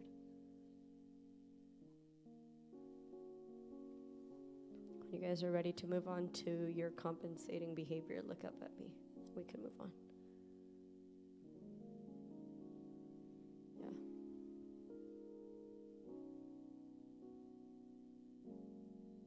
I think the left side of the room looks like it's still working. So we'll give you guys till 9:24, 2 more minutes.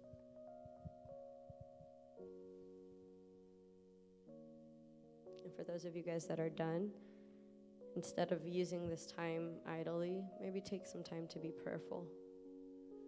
Just say, as I'm working on this, Lord, would you minister to me, Holy Spirit?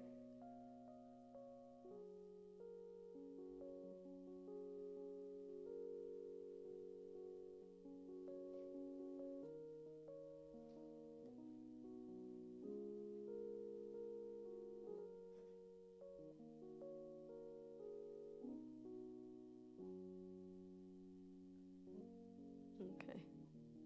1 more minute.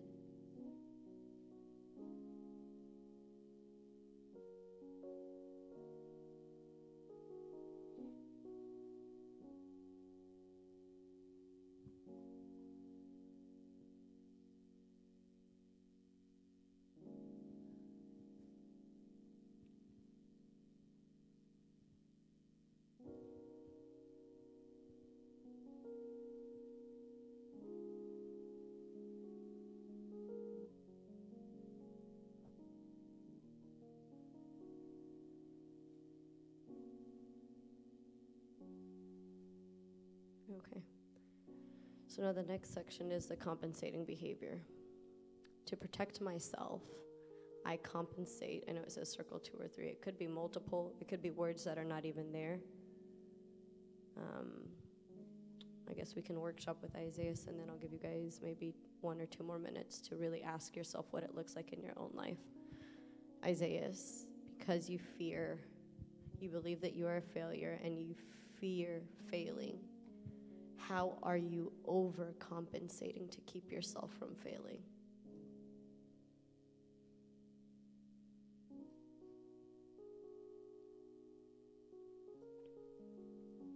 I would say that I have a problem with resting, and I overwork. So you overwork because you think by overworking you'll land at a place where it can keep you from that final outcome of failing. Yes. Okay. So in that's where you guys are able to ask yourself. For me, it was because I feared, because I felt that I was not good enough. I feared that I wouldn't be acceptable just as I am. So what I did was overachieve. Because if I go above and beyond, if I'm doing the most, I can always just land at a place where at least I'll be accepted. At least I won't have to deal with people not receiving me because I'm not good enough or I'm not smart enough.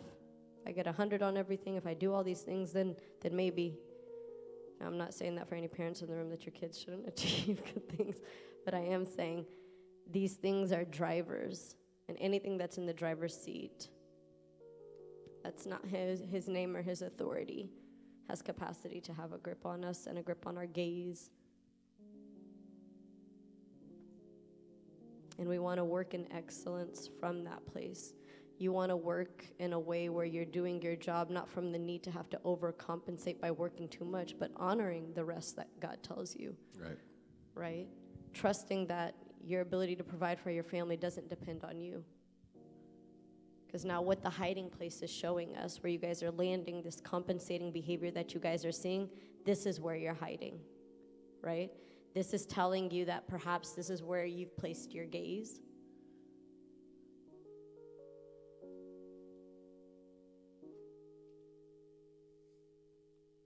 So even in your context, what's the difference between working excellently from a place of overcompensating or doing it for the Lord?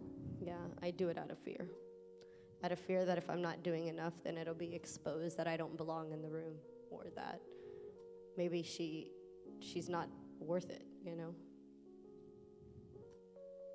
And I think there have been times, I mean, even from a female perspective, right?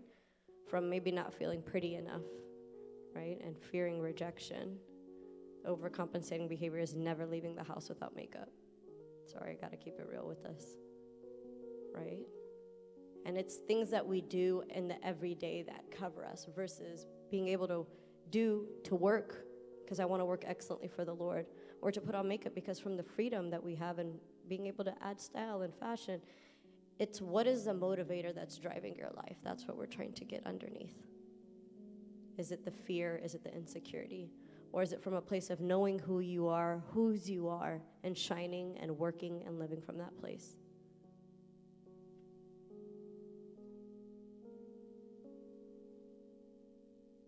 Okay. Is everybody ready to move on to who told you? So now that you are seeing where you might be hiding, this is where you are. Maybe in just one area of your life, right? It doesn't mean entirely. It might just be one area that the gaze kind of has been shifty. I'll give us till 9:30, and then we'll move on to who told you. Yeah? Okay.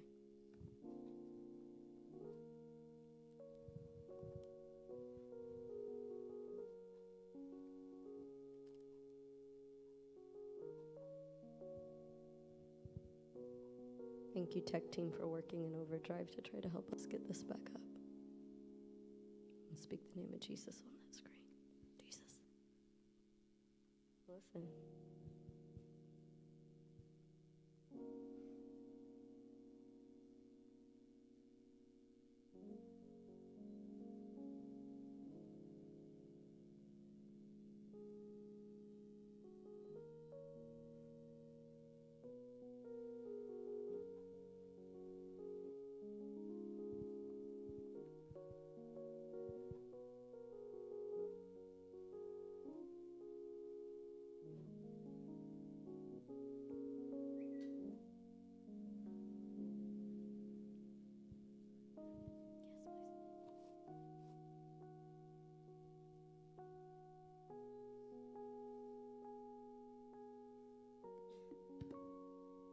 Anyone needs, we have tissues up front.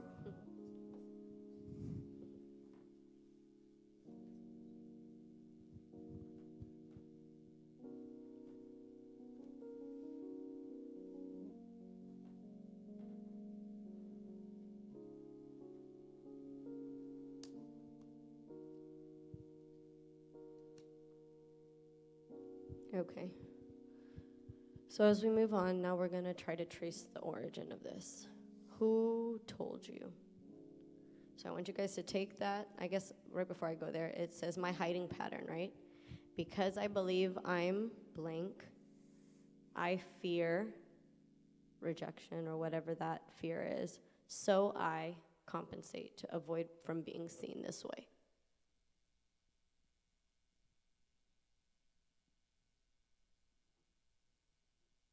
Okay. Yes. And then just as a gospel reminder, Jesus reveals beliefs to heal them, not to shame them. So this awareness is to draw us into truth and healing. Okay, so who told you? Tracing the origins. Who or what first told me this? What experiences or messages reinforced it? You can answer each one if you would like. You can just muse on all of it and just at least get to somewhere. And then this part, what vulnerable truth has this fear kept me from showing? Is it that I'm now discovering that I have needs, that I have limits, that I actually really do care what people think and I want to be loved, that I can be hurt? Is that I don't have all the answers? What is the vulnerable truth that this has kept me from showing? And what we'll come to see as we unpack this, right? Whether it's ourself, our ego, whether it's our family, whether it's our friends or those around us, whether it's society instructing this belief. This might be perhaps where we knew where we were hiding, but this might be where our gaze has shifted. Who has been given authority to speak over you and dictate what you do and how you do? We'll do 2 more minutes and then we'll unpack with Isaiah, and I'll give you 2 more minutes after that.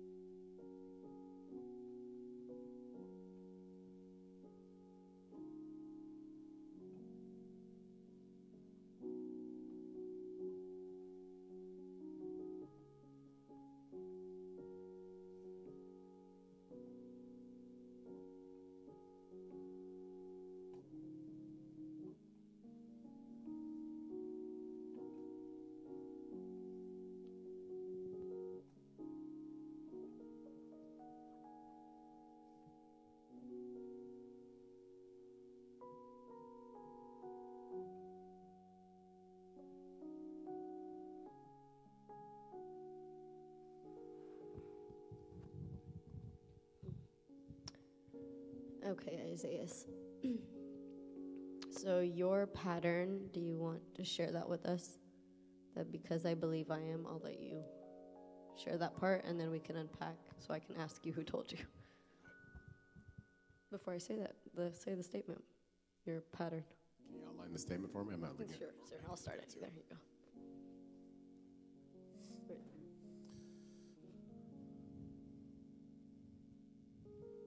So because I believe, well, that's interesting, okay. So because I believe I'm a failure, I fear not being able to provide the life I want for my family, so I overwork to avoid being seen this way. Who told you that, Isaiah? Who or what first told you this? What experiences or messages are reinforcing this in your life?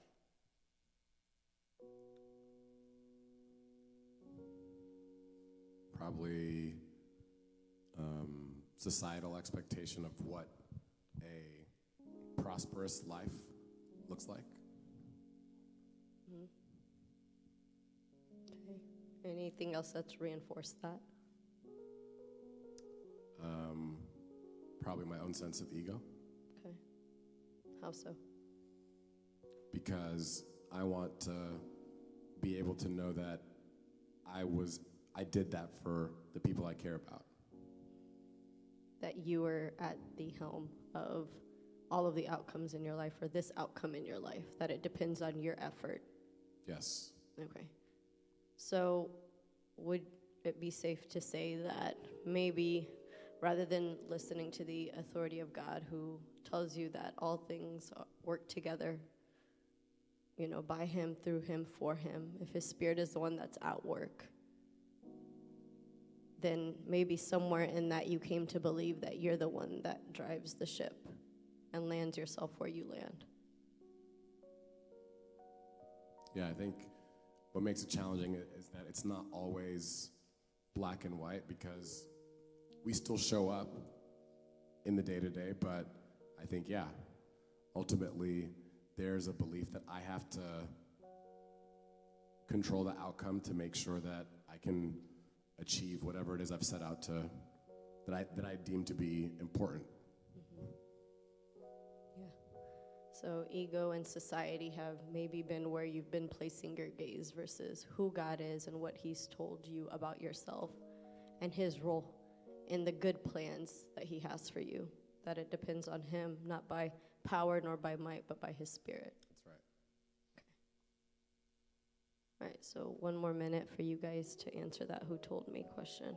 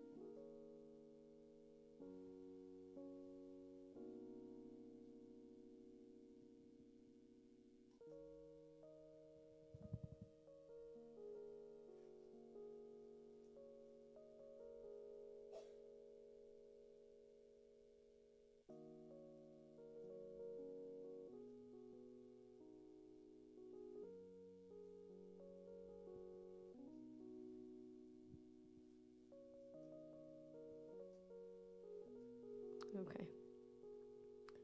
The third question. Where are you? Who told you? And what have you done?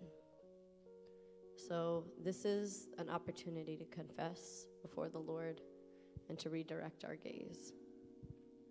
And that takes the form as, Lord, I confess that I have been hiding the belief that I am your nakedness and trying to protect myself through compensating behavior rather than looking to you.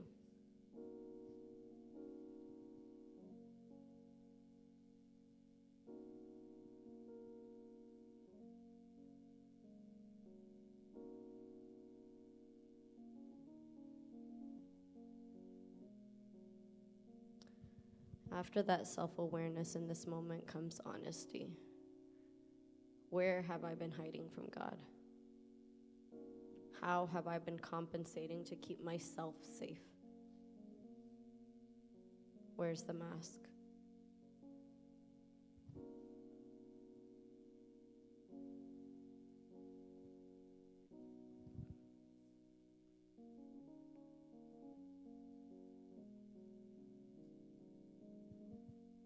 Okay. At 9:40, in the next minute, give you guys a chance to get back to your seats, we will take some time after that. We'll have some additional thoughts on this, but we want to invite you guys into a time of prayer and worship from this new view of ourselves, right? That in our humanity, it's not that we're here to fix ourselves, but it's in being aware. Even that, wow, I really am a complex person. There's so much to me, Lord, and I've only been showing up in prayer with the top or the tip of the iceberg versus the entirety of who I am. And in that expose, that the Lord would meet us and write a new equation. Okay. So as soon as you're done, feel free to find your way back to your seat. If you're still working, take that time.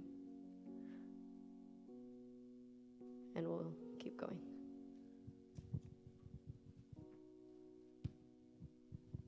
And if there are those that are still working, casually, again, limit the talking if you guys don't mind, to give them a time of contemplation.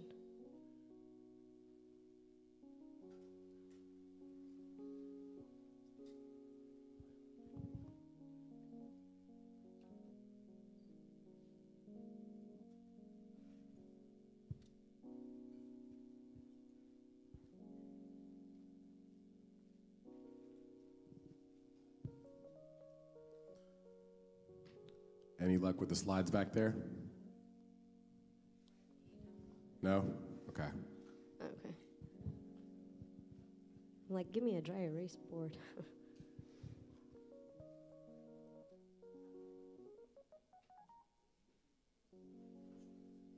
Actually, I have an idea.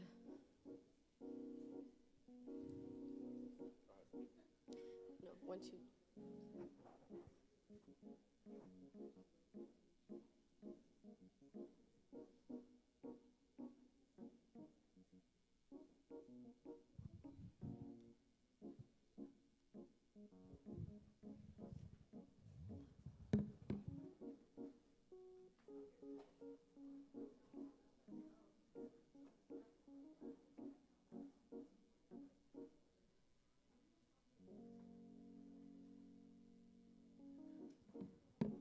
I really commend you guys. I know you guys had like 3 hours of sleep. We put on the lullaby music, we dimmed down the lights, and y'all didn't fall asleep. Thank y'all. See, that was the Spirit of the Lord that kept you up. The spirit is willing, but the flesh is weak. Yeah, I found in going through this process, even though like I mentioned to you guys earlier, I wasn't always inclined to take the time to be reflective like this. But I think it's really important to bring our full selves and to really see that what we discover through the process. There's certain things that I wasn't even aware of as to even making sense as to why I tend to overwork the way that I do. But then when you start peeling back the layers, you start making sense as to why you do what you do.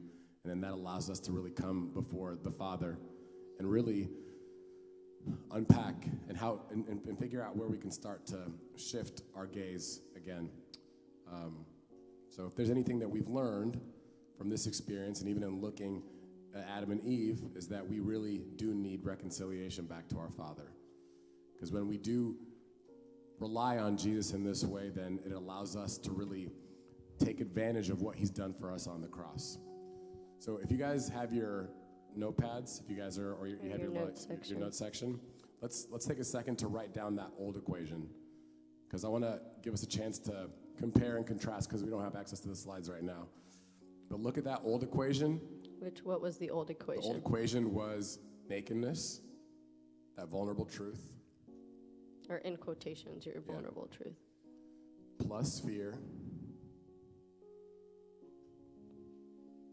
equals hiding / compensating behaviors. So what's interesting is when we look at Adam and Eve, right? There came that nakedness, the fear, and their shame. But what's interesting is that nakedness was the same nakedness that existed in the garden before the fall. Naked is naked is naked. It's just a certain degree of awareness, but what you come to find, it's their perception of their nakedness changed in relation to their proximity to the presence of God, right? So I'm going to repeat that. Their perception of their nakedness changed in relation to their proximity to the presence of God. They hid. Therefore, that nakedness, when it was coupled with shame, led them to a place. Their nakedness, coupled with fear, led them to a place of shame. So I think what's interesting about this, when we now look at what will be the secondary, the new equation, is that we still have nakedness.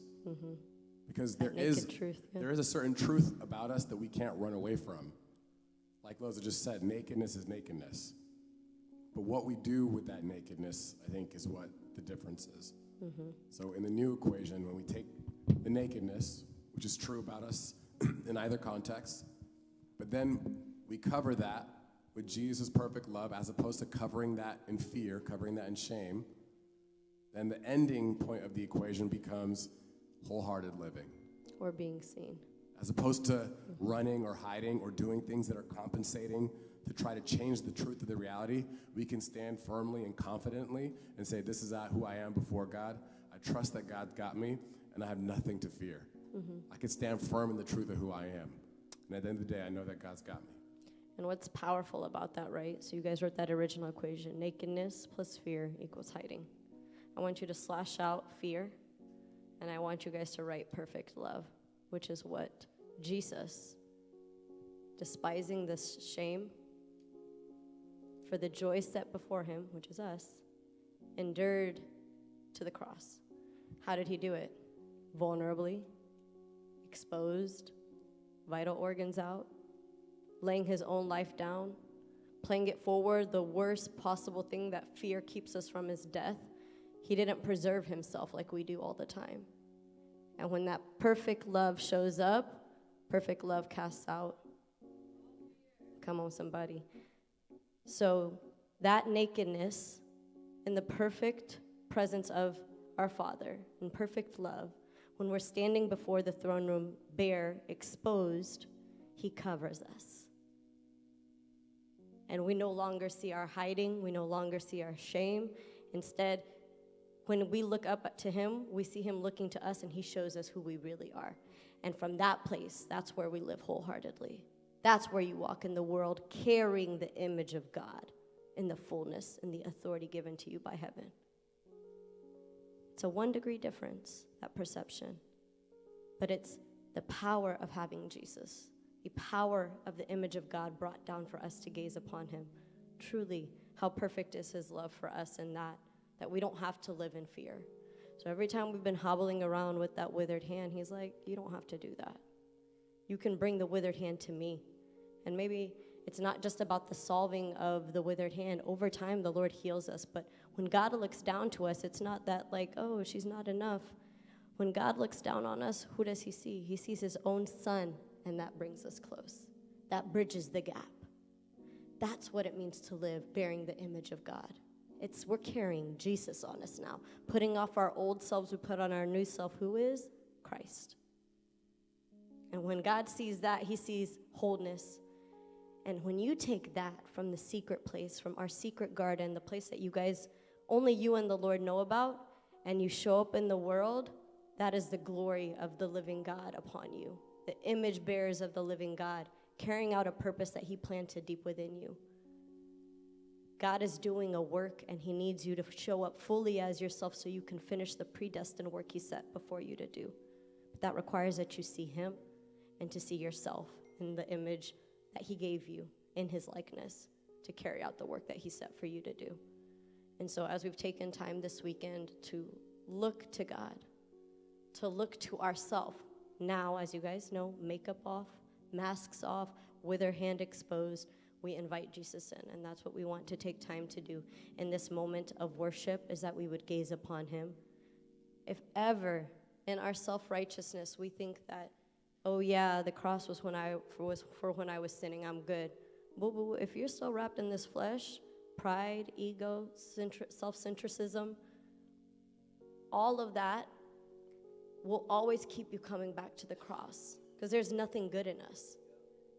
Nothing. I don't care if you're 17, 18, 20, 37, 36. Oh, we were chuckling yesterday because Helen told us when Isaiah shared his age, someone was like, 37, he about dead. That took me out. But yes, whether you're at 36 or 37, which we both are, whether you're 65 or 98, as long as you're wrapped in flesh, there's broken within us. We live in a fallen world, and that's why when initially we were doing this workshop, I was like, God, it's about to get real messy. He's like, welcome to humanity. But in his perfection, in his wholeness, it was never about us. It's always been about him, his story, what he's doing, his sacrifice. And when we can take it back to that, take the eyes off of ourselves, we really will behold something glorious. That's our prayer for you guys today. So if the worship team can come back up, we just want to usher in a moment of worship just to reflect our gaze back to our Heavenly Father. And we'll also have leaders who are going to be up front also, who will be available to pray. And again, we just want to remember to redirect our focus. Because when we see God, then we can rightfully see ourselves, and then we can truly see what God's called us to do on purpose. Thanks.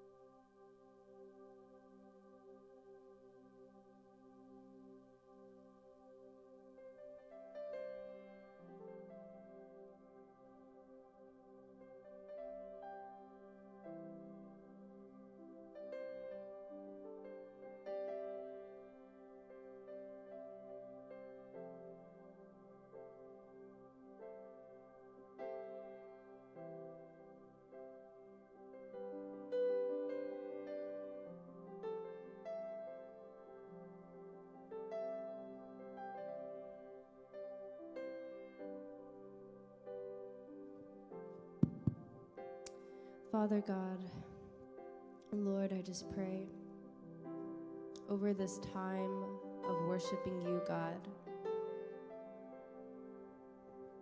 that just like Isaiah and Loza said, let us take off our masks, Lord, and let us present ourselves to you as we are. God, you already know. There's no hiding from you, God. You already know who we are. You know our struggles. You know our insecurities, God. You know it all, Lord. We can never run away from you, God. You are always there, Lord. And so I just pray that we are the ones that take this step, God, that we come to you, Lord Jesus. That we come to you and we lay everything down, God.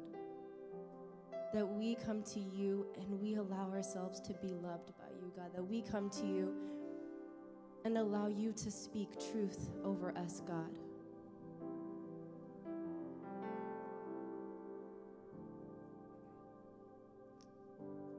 I just pray, Lord Jesus, that you be with us, God, that you comfort your children in this time, Jesus. In your name I pray, amen.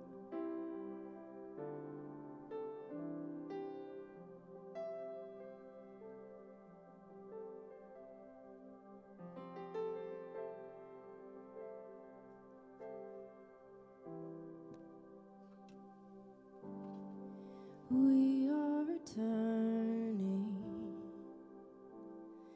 We are returning. We are returning to you, God. We are returning. Take me back to the garden. Lead me back to the moment I heard your voice. Take me back to commune. Lead me back to the moment moment I saw your face, and it was all so simple. It was easy to love. No space between us. It was easy to trust.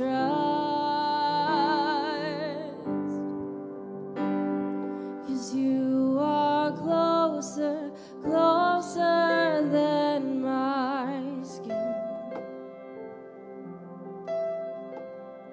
And you are in the air I'm breathing in. Here's where the dead things come back to living. I feel my heart beating again. It feels so good to know you are my friend. And this is the garden. Here in the place I find you close. This is communion. Here in the place I'm fully known. And it was all so simple. You're so easy to love. No space between us. You're so easy to trust. 'Cause you are closer, closer than my skin. And you are in the air I'm breathing in. Here's where the dead things come back to living. I feel my heart beating again. It feels so good to know you are my friend. Oh, it feels so good to know you are my friend. Oh,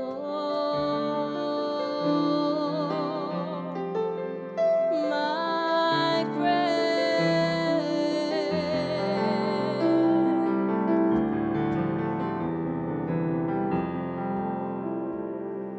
This is where I'm meant to be. Me and you and you and me. I don't have to prove a thing. You've already approved of me. This is where I'm meant to be. Me and you and you and me. I don't have to prove a thing. You've already approved of me. This is where I'm meant to be, God. Me and you and me. I don't have to prove a thing. You've already approved of me. This is where I'm meant to be. Me and you and me. I don't have to prove a thing. You've already approved of me. This is where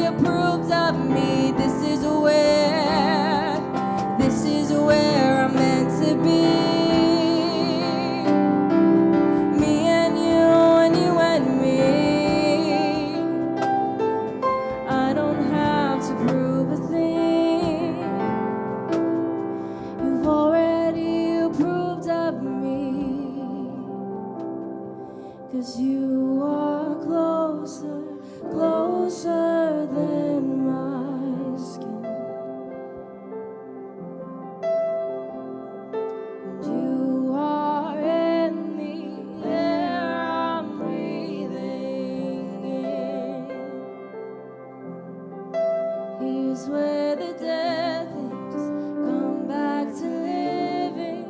I feel my heart beating. This is where the dead things come back to living. I feel my heart beating. And here's where the dead things come back to living. I feel my heart beating. And here's where the dead things come back to living. I feel my heart beating. Here's where the dead things come back to living. I feel my heart beating again. It feels so good to know you are my friend. Oh, it feels so good to know you are my friend. Oh, my friend God, my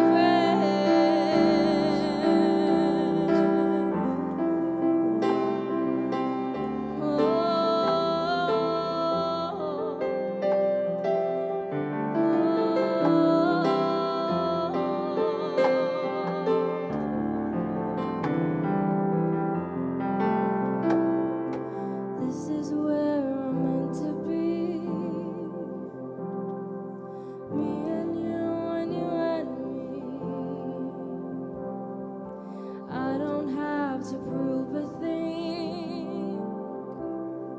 You've already approved of me.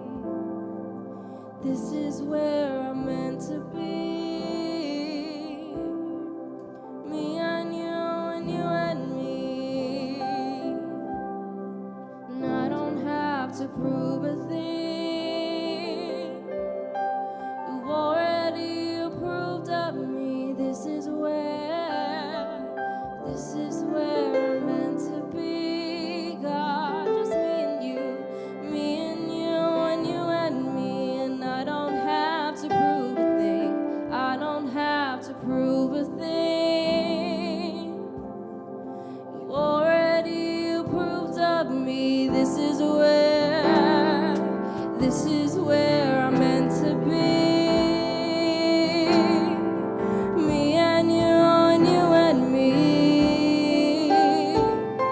And I don't have to prove a thing, God.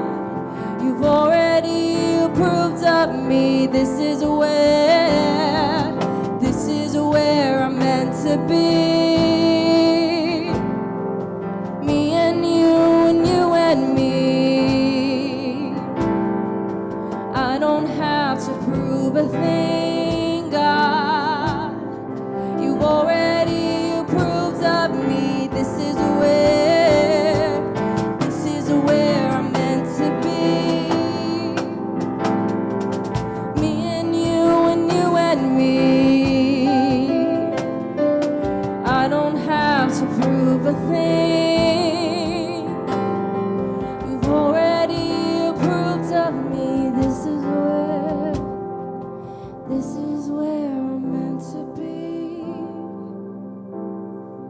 Me and you and me. And I don't have to prove a thing. You've already approved of. This is where I'm meant to be. Me and you and me. I don't have to prove a thing. You've already approved of me. 'Cause you are closer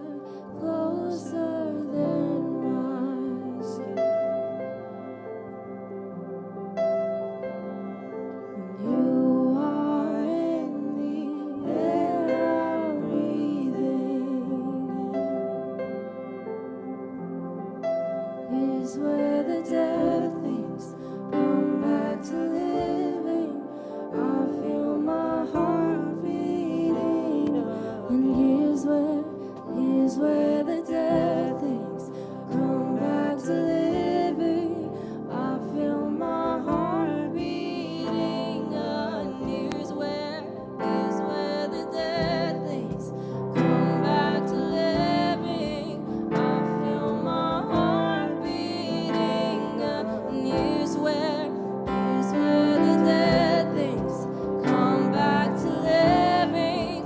I feel my heart beating, and here's where the dead things come back to living. I feel my heart beating, and here's where the dead things come back to living. I feel my heart beating. It feels so good to know you are my friend. It feels so good to know you are my friend.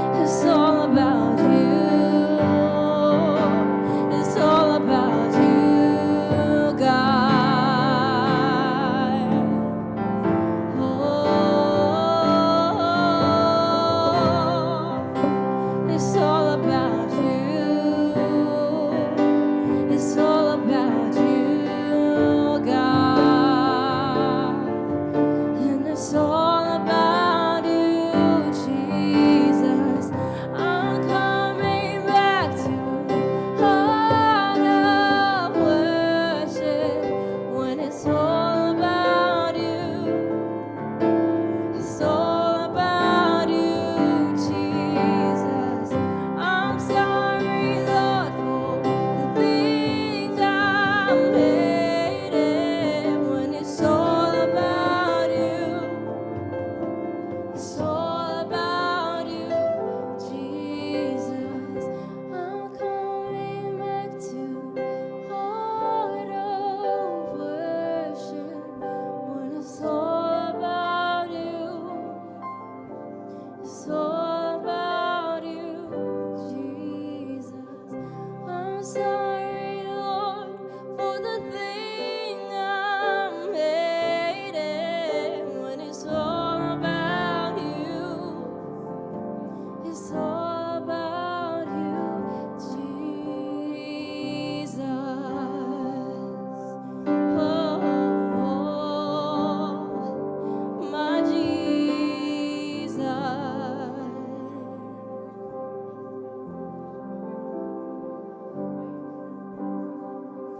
I'll bring you more than a song. I'll bring you more than a song.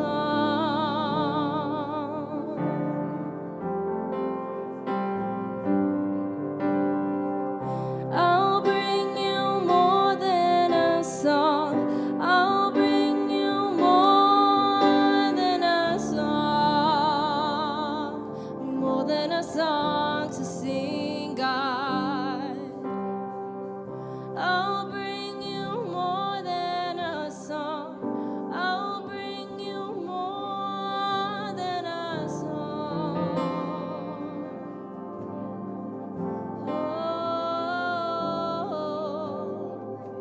I'll bring you more than a song. I'll bring you more than a song.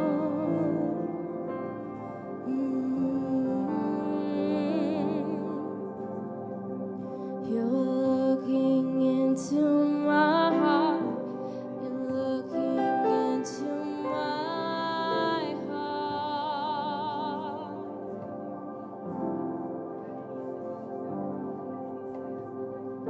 You're looking into my heart. You're looking into my heart.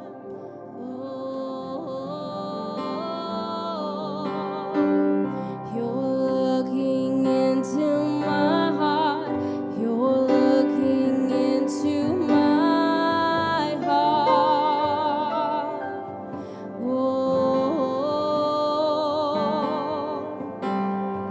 You're looking into my heart. You're looking into my heart.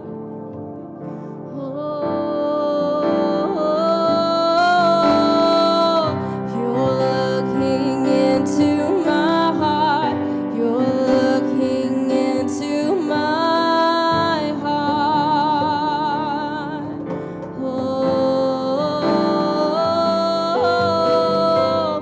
You're looking into my heart. You're looking into my heart. And it's all about you, Jesus.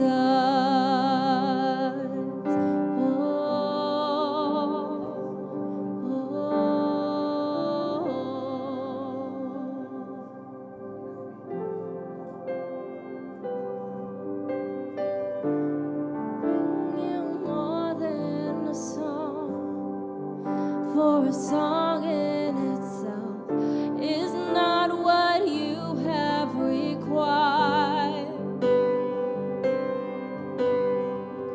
You search much deeper within through the way things appear. You're looking into my heart. Oh, I'll bring you more than a song.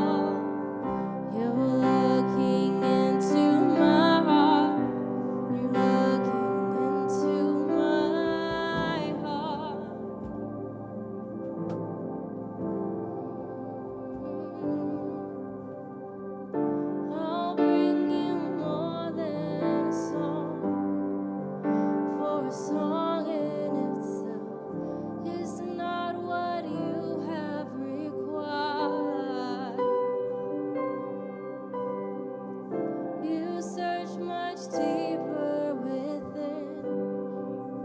Through the way things appear, you're looking into my heart. I'll bring you more than a song, for a song in itself is not what you have required.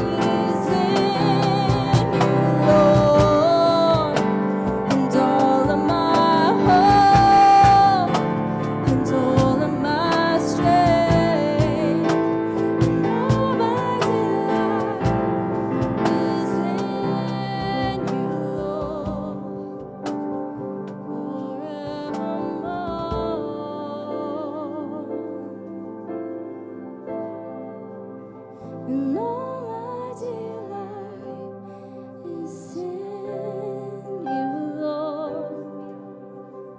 All of my hope and all of my strength and all my delight is in you, Lord, forevermore.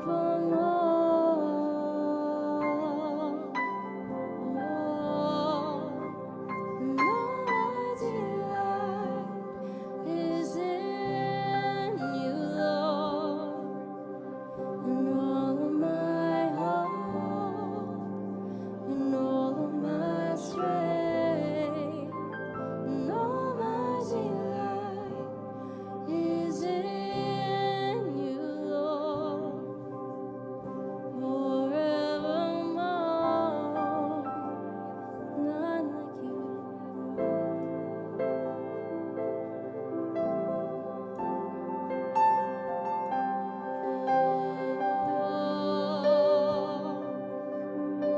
None but Jesus.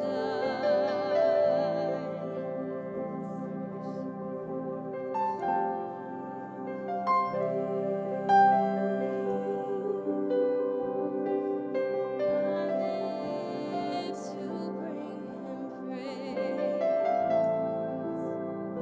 There is no one else for me, none but Jesus. Crucified, set me free. Now I live to bring him praise. There is no one else for me,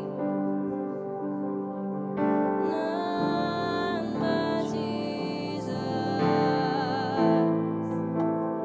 Crucified, set me free. Now I live to bring him praise.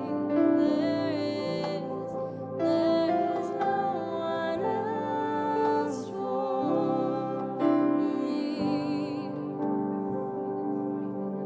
none but Jesus. Crucified to set me free. Now I live to bring him praise.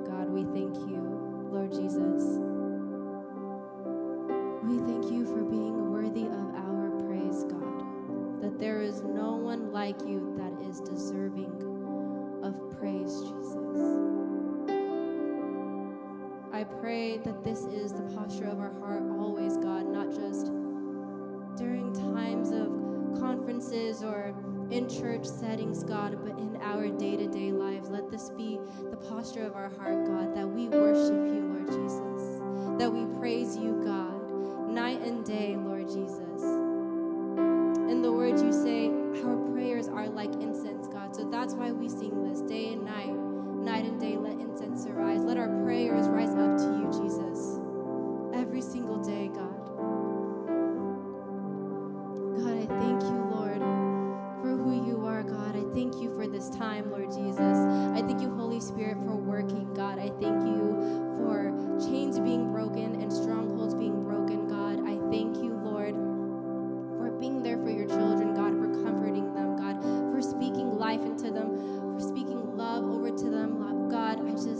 I thank you, Lord, for being more than just a father, but a friend, Lord Jesus. You are our Savior, God. You are so many things to us, Lord Jesus, and we just thank you. We thank you for who you are in our lives, God. And so we just give the remainder of this night to you, God. We give the remainder of this weekend to you, God, and all of our days to you, Lord Jesus. I pray that we wake up and submit it to you, God. That we don't control our days, Lord Jesus, but we submit them to you, God. Have your way in our lives, Lord Jesus. Your way, God. Your will be done, not ours, God. Your will be done, but not ours, Lord Jesus. Remind us your will is good for us, God. Your will is better for us than what we have for ourselves, God. Remind us of that, Lord Jesus. When we feel like we want to take control, God, remind us that your will is better, Lord. And so we thank you, God. We love you. And we pray that this has been pleasing to you, God. We thank you for this time, Lord. In your name I pray. Amen.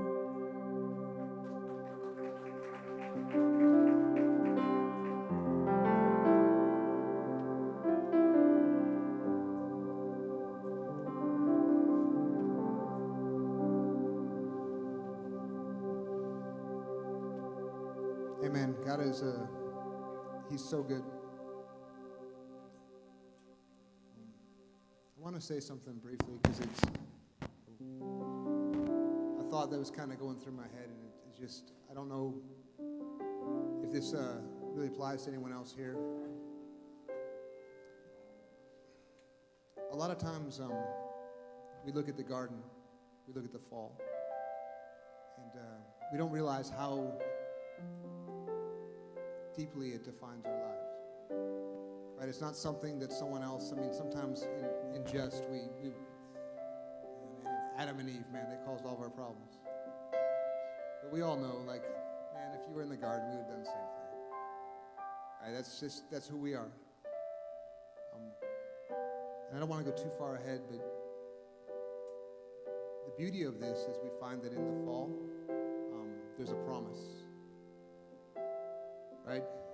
If you read just a little bit further, you have the fall and you have this destruction, and within the fall, there's a promise. And within that promise, God does something. There's a passage in Scripture that says it's the glory of God to conceal a matter. Right?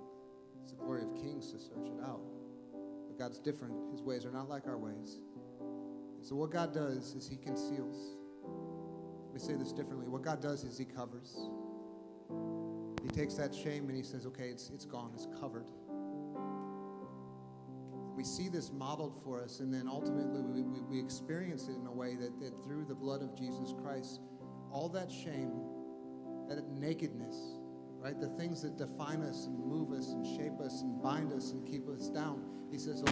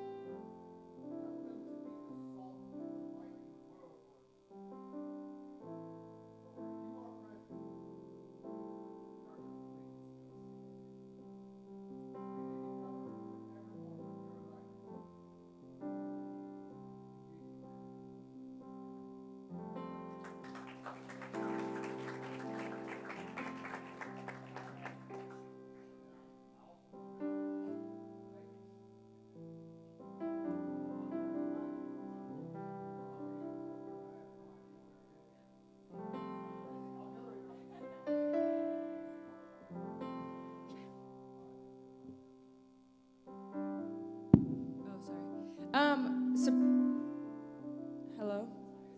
Okay. Hello? Okay.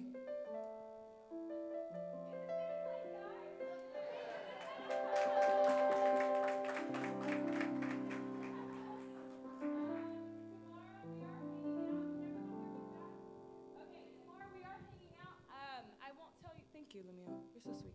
He's so sweet. Tomorrow we are hanging out somewhere. I cannot tell you on the afternoon, but it'll be right after service. Just wear comfortable shoes. You know, just wear comfortable shoes. And then also, please, guys, I know it's 11:23. It's late, but Cane's and In-N-Out is open. So we just ask that you guys go immediately there if you're not buying T-shirts. The people that should be staying is the only people buying T-shirts. So please, guys. And then also, T-shirts are $25. We ran out of hoodies, correct, Helen? For tonight. For tonight, yes. Tomorrow morning, they are restocking. No promises, unless you paid already Helen directly. No promises. First come, first serve. And then tomorrow's 10 a.m. service. Please, guys, I know you want to fellowship and hang out, but that's why we have opportunities tomorrow for you guys to do that. So we just ask that if you are going to hang out, don't stay out too late. It's a Saturday night. It's Houston. So please, we do have a 10 a.m. service, so let's be respectful to the Lord. Let's be respectful to the speakers. And then, sorry, they're signaling me. Yeah. Oh, yes, please pick up the trash. Please, this is the Lord's house. Thank you, guys. I don't see anyone moving. Okay, pick up the trash. Thank you. Good night, everyone.